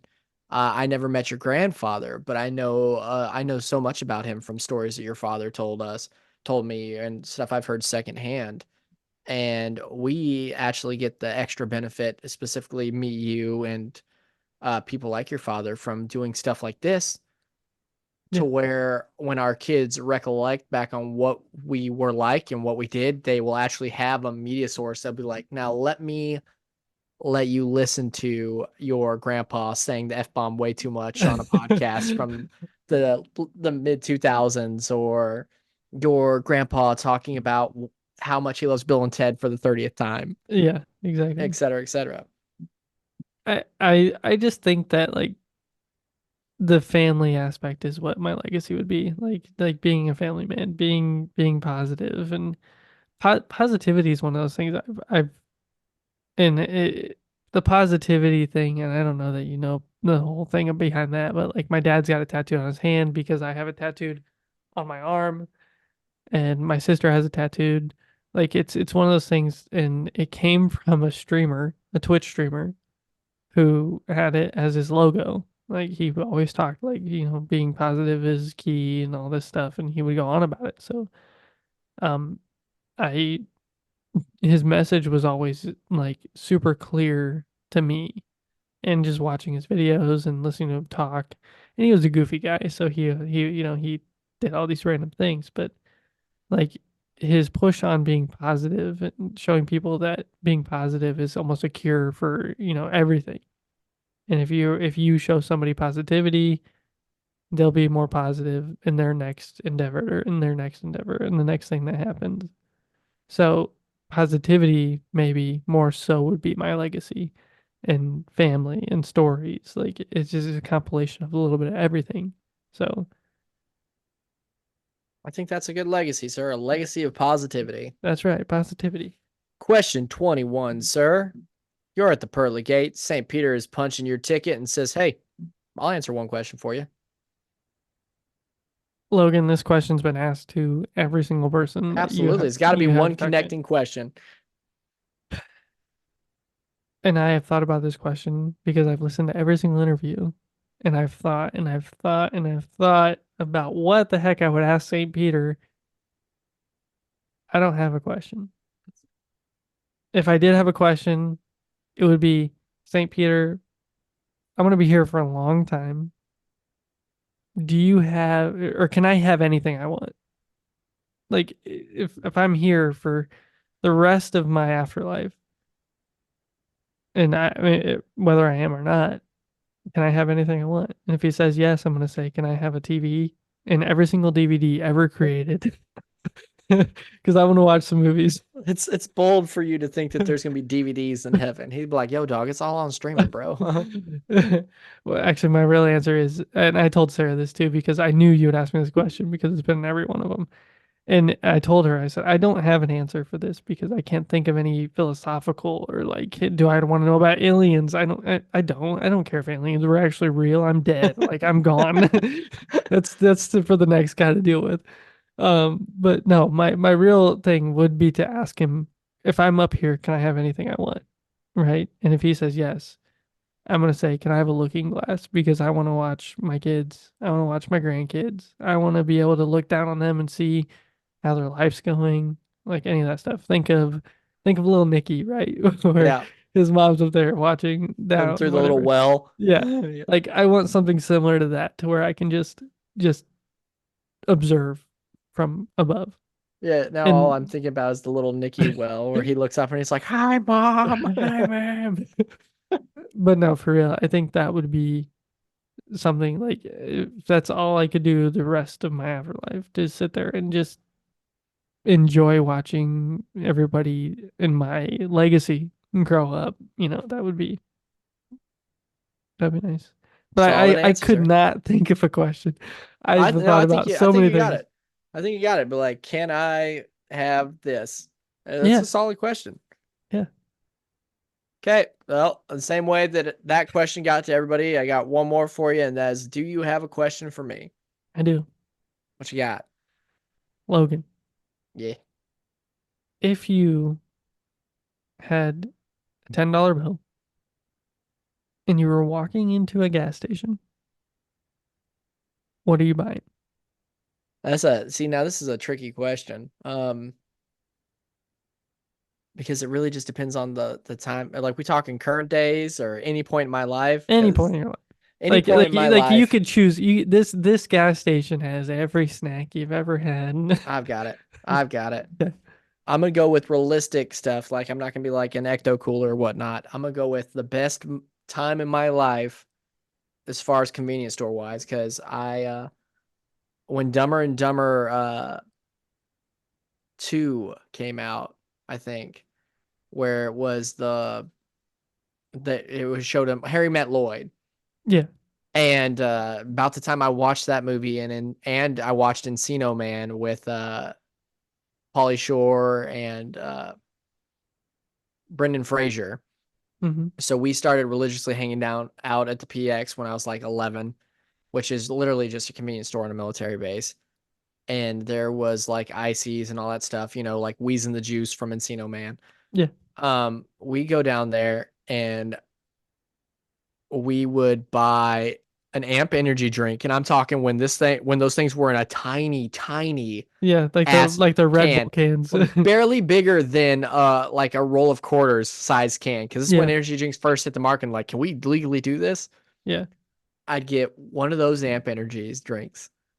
I get a bag of the kettle cooked jalapeno chips Mm-hmm. and the old microwavable bowls of the taquitos queso, and rent Pokemon Forever and watch it in the back room. That's what I do right there. That's my $10 right there. Cause that was the $10 would perfect cover time. it. Oh yeah. 10 bucks 10 would bucks cover would it. absolutely cover it back in 2002. Absolutely. Yeah. I'd have some change left over, Yeah. Yep. Yeah. but You go back next day. it's just that perfect. Like I said, like, first of all, Amp Energy Drink has a taste no like any other. And I dropped caffeine almost 3 years ago now, so I haven't had one in forever. But it just has such a specific taste to it. Yeah. And like I said, those jalapeno kettle cooked chips and that queso, that movie, I think that's where I'd spend it. It'd just bring me right back to that time of just like, that's all I had to worry about. Like, my biggest problems were like, am I going to beat somebody in a Beyblade battle or a Yu-Gi-Oh match? And is my mom going to let me stay out past 10 o'clock tonight? Yeah. Yeah. I mean, I think I would go on a kind of similar route. I wouldn't go energy drink. I would definitely go Pitch Black Mountain Dew. I Oh, mean, that's a good one. we know how much we love that. Bag of Funyuns. Funyuns Yeah, is good too. just killer. And then a Reese's Fast Break. Fast break. See, you got good choices. Now, Yeah. I would have went with Pitch Black 2, which was a Halloween special edition, which was the sour version of Pitch Black. Yes. They did it 1 year, and it was so good. Fast break's the best thing Reese's has ever done. I agree. And I know people that Unquestioned. just hate them. And I don't know No, why. they're wrong. They're definitely wrong. Fast break's so good. Worst thing Reese's ever done? Reese's Pieces. Oh, I agree. 100. It must be a It's biological so bad. thing. I just don't. They leave a weird aftertaste in your mouth. It's just not the same. Yeah. Anybody that likes them, you got a problem. It's like an Yeah. M&M, like somebody took a shit on M&M. It's bad. It's bad. It's so bad. I don't Yeah. get it. Yeah, Reese's Pieces is just overhyped exactly. for sure. But no, Fast Break, Pitch Black. I still have a 5-pack, or it's one short. I've got a 5-pack of the Pitch Black from last time I was out sitting in my pantry, just chilling in there. Right there. Pitch Oh Black. yeah, so good. The best thing they ever did, and it was supposed to be a permanent flavor. We won the thing back in the day, Yep. so make it a permanent flavor. Permanent my ass. I miss those days of Mountain Dew doing stuff like that. Yeah, Whiteout. Democracy, Yes. Whiteout, Typhoon. Just they used to have such a better social Voltage. media thing. Was it Yeah, Voltage at the time? Voltage is still a thing down It here is. at Yeah, least. it is here too. Yeah. But now all Mountain Dew is like, all right, we got a new Walmart exclusive, a new Speedway exclusive. Casey's exclusive up here. Yeah, and like we got a Buffalo Wild Wings flavor, and it's like I don't care. Just bring back some of the good ones. Bring back some of that Democracy stuff. Bring back those good. Redeem these bottle caps to get this, Yes. or video game tie-ins. I Like got a Batman belt buckle around here somewhere. Like. oh man, I shaved some years off my life with Mountain Dew competitions. Yeah. 112%. I always tell the story about how Jared and I had these big old, like, it had to have been a liter, like, jug, Mountain Dew jug, and it had a big bendy straw in it. And we could go down to the gas station and we would go 2 to 3 times a day and fill that thing up for like 68 cents. Oh man. Just the fact that I got through my life with only having a kidney stone once is impressive, because I have hosed down some Mountain Dew relentlessly. I've had none and I've drank way too many Yeah, Mountain Dews. see, so it's just I guess it's just people in the north are just built different. We're built with immunity to Mountain Dew. And I don't even think I got the kidney stone from Mountain Dew. I just think I got a kidney stone when I was like 11. Yeah. It was horrible. No, but I think your choices are solid. 112%. Yours too. Fast Break, Yeah, yours too. Pitch Black. I don't remember the Amp Energies, but I mean I do remember Amp. I remember Amp and I remember what was the one with the snake on it? Oh God, I cannot remember what it was. Listen, we grew up when energy drinks hit the market. Yeah. And there was everything under the sun. And my brother-in-law now, Jeremy, me and him used to be like the best friends. And every morning we would try a different energy drink. And there was thousands Yeah. of So these many things. There was like ones that were named like horrible things, like not going to say it on air. And there's like the Birth of Nos, which it looked like it was in the blue tank with the orange twist top.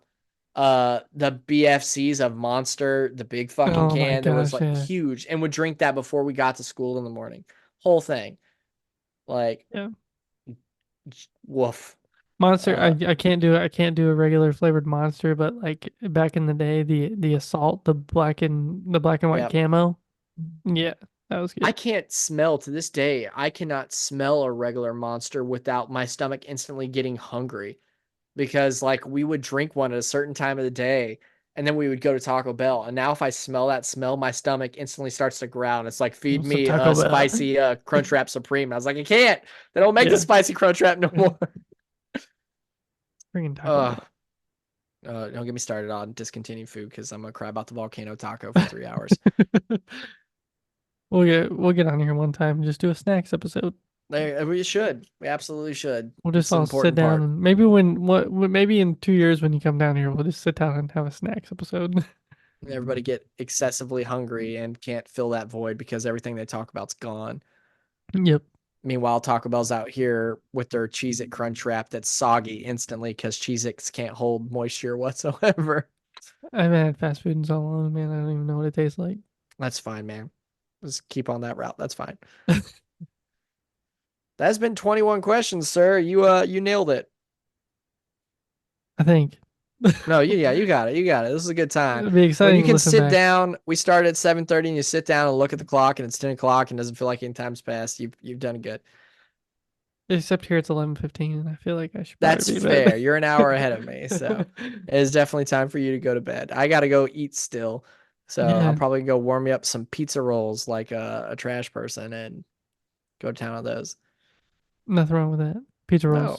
That'd be on my snacks list if there was ever a snacks list.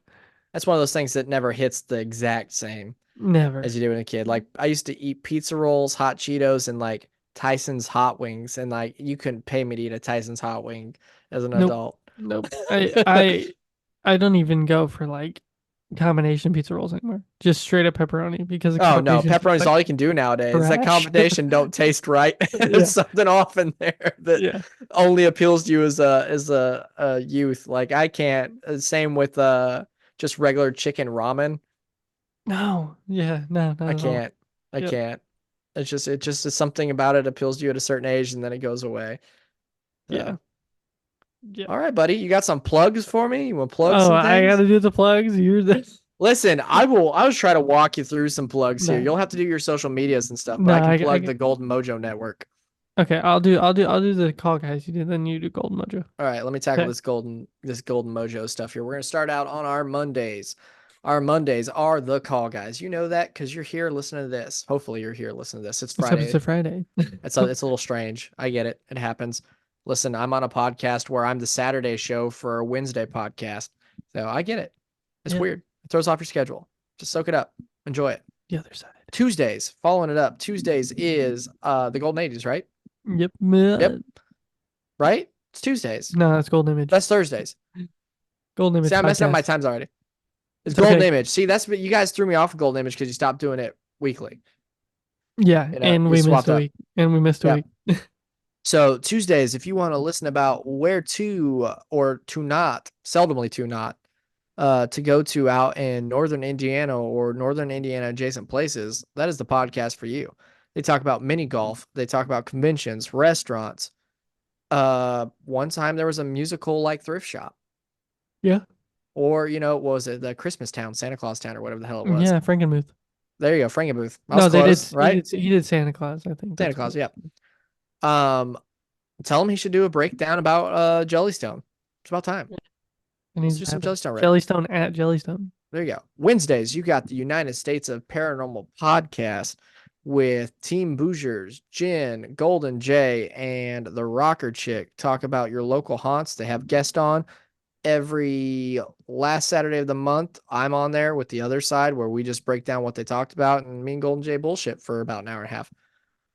Thursdays, you have got the Golden 80s podcast with Golden Jay once again and his host, Frankie, or as I know him, Francis Viva Las Vegas.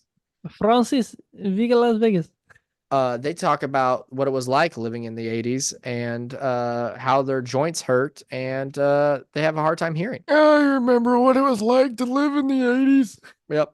That's basically it. That's summed up right there. Yep. We also have the Indiana Chiefs fans, which is also Thursday, Yes. but it is seasonal right now. They're off, but they're coming back. Oh, back. Eventually, we have the now defunct Murdnerds coming back soon and the defunct Court of Books and Booze, which were on Fridays, but we still have those backlogs, so check them out. If you like books and or murder, we've got something for you. Murder. If you like murder, maybe see a therapist. You might need to see somebody. Yeah. See somebody. Talk to somebody. That's fine. And like I said, no Saturday or Sunday show except for, like I said, the United States Paranormal does a Saturday show once every month at the end with Yes. me. Just Logan. Yes. I think Good we covered stuff. it all. You did. That's You it. got it all. That's it. Go check them out. We got a little bit of everything.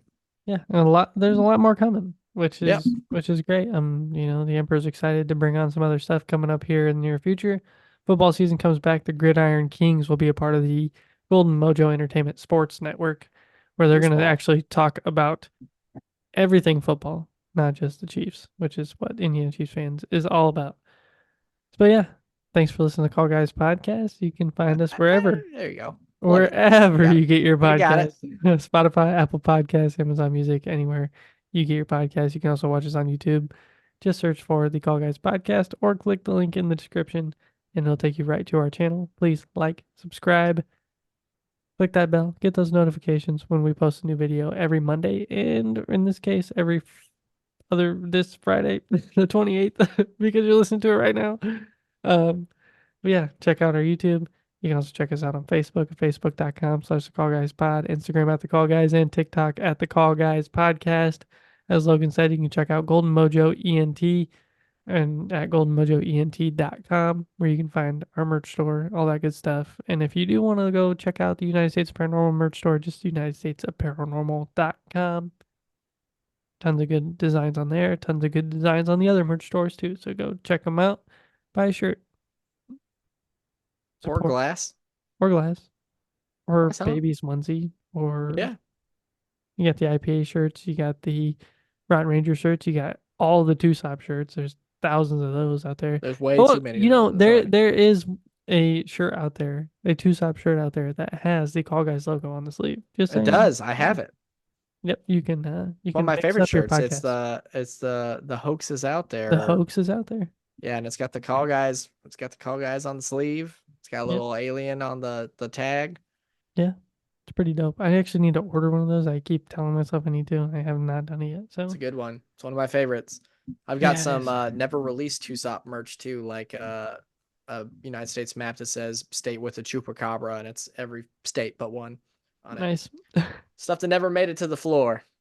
That's all right. Maybe one day we'll. I think that's it. I think we Yeah, nailed it. I think I think you I did. think we rode this boat Yeah. home, sir. Yeah, that was a lot of questions.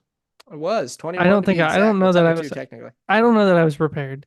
I had the opportunity to edit Colton's interview, which at this point of recording this has not come out yet, right? So Logan and I are recording this before it even came out. So like, I know what questions were asked to Colton, and I was like, Logan's not going to ask me any of those questions. I asked you some. Yeah, definitely like changed a it up, couple of but- them, yeah, because a lot of it was sports ball, a lot of it was this and that. So I was like, there's no way I can be prepared for this other than like 2 or 3 questions. So for what it was, I hope you enjoyed it out there in podcast land. Yeah. And if you didn't, email us. If you liked it, email us. If you didn't like it, email Yeah, us. say- If you want to see more Friday content from the call guys, email them. Yeah, Logan used to be a Friday call guy. Yeah. Just calling the guys, man. Listen, if you want somebody else interrogated, let me know. I like questioning people. Next We'll time do you it. bring out the flashlight. Shine it right in their eyes. I need to interview Frankie Vegas. That's my next goal. Frankie Vegas, the Skywalker, maybe some of the guys with issues. I'd like to interrogate some of those guys Oh too. man, you would have a blast with those guys. Yeah. So that's it, All right. sir. We've Yes. plugged. We've asked questions. All that's left for us to do is get the hell out of here. Yep, I appreciate it, Logan. I appreciate you doing this. I really I do. blast, man. Thanks Yeah. for having me do it. Now Yeah. I've been in 5 episodes of the Call Guys this year. I think 5. I don't know that I did anything before. It'd be Maybe. 5. It'd be 5. Yep. Yeah, 5. That's Yeah. that's my best track record so far. I'm sure there'll be a couple more coming up. So. I hope so. I like coming here and talking to you guys. Yeah. All right. For all those out there in podcast land, see you next time.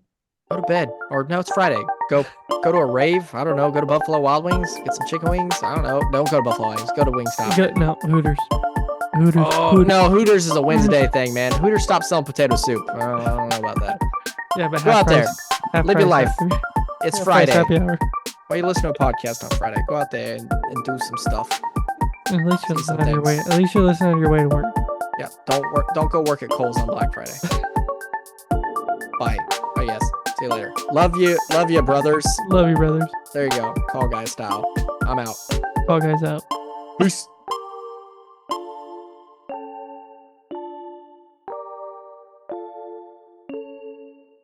The Call Guy.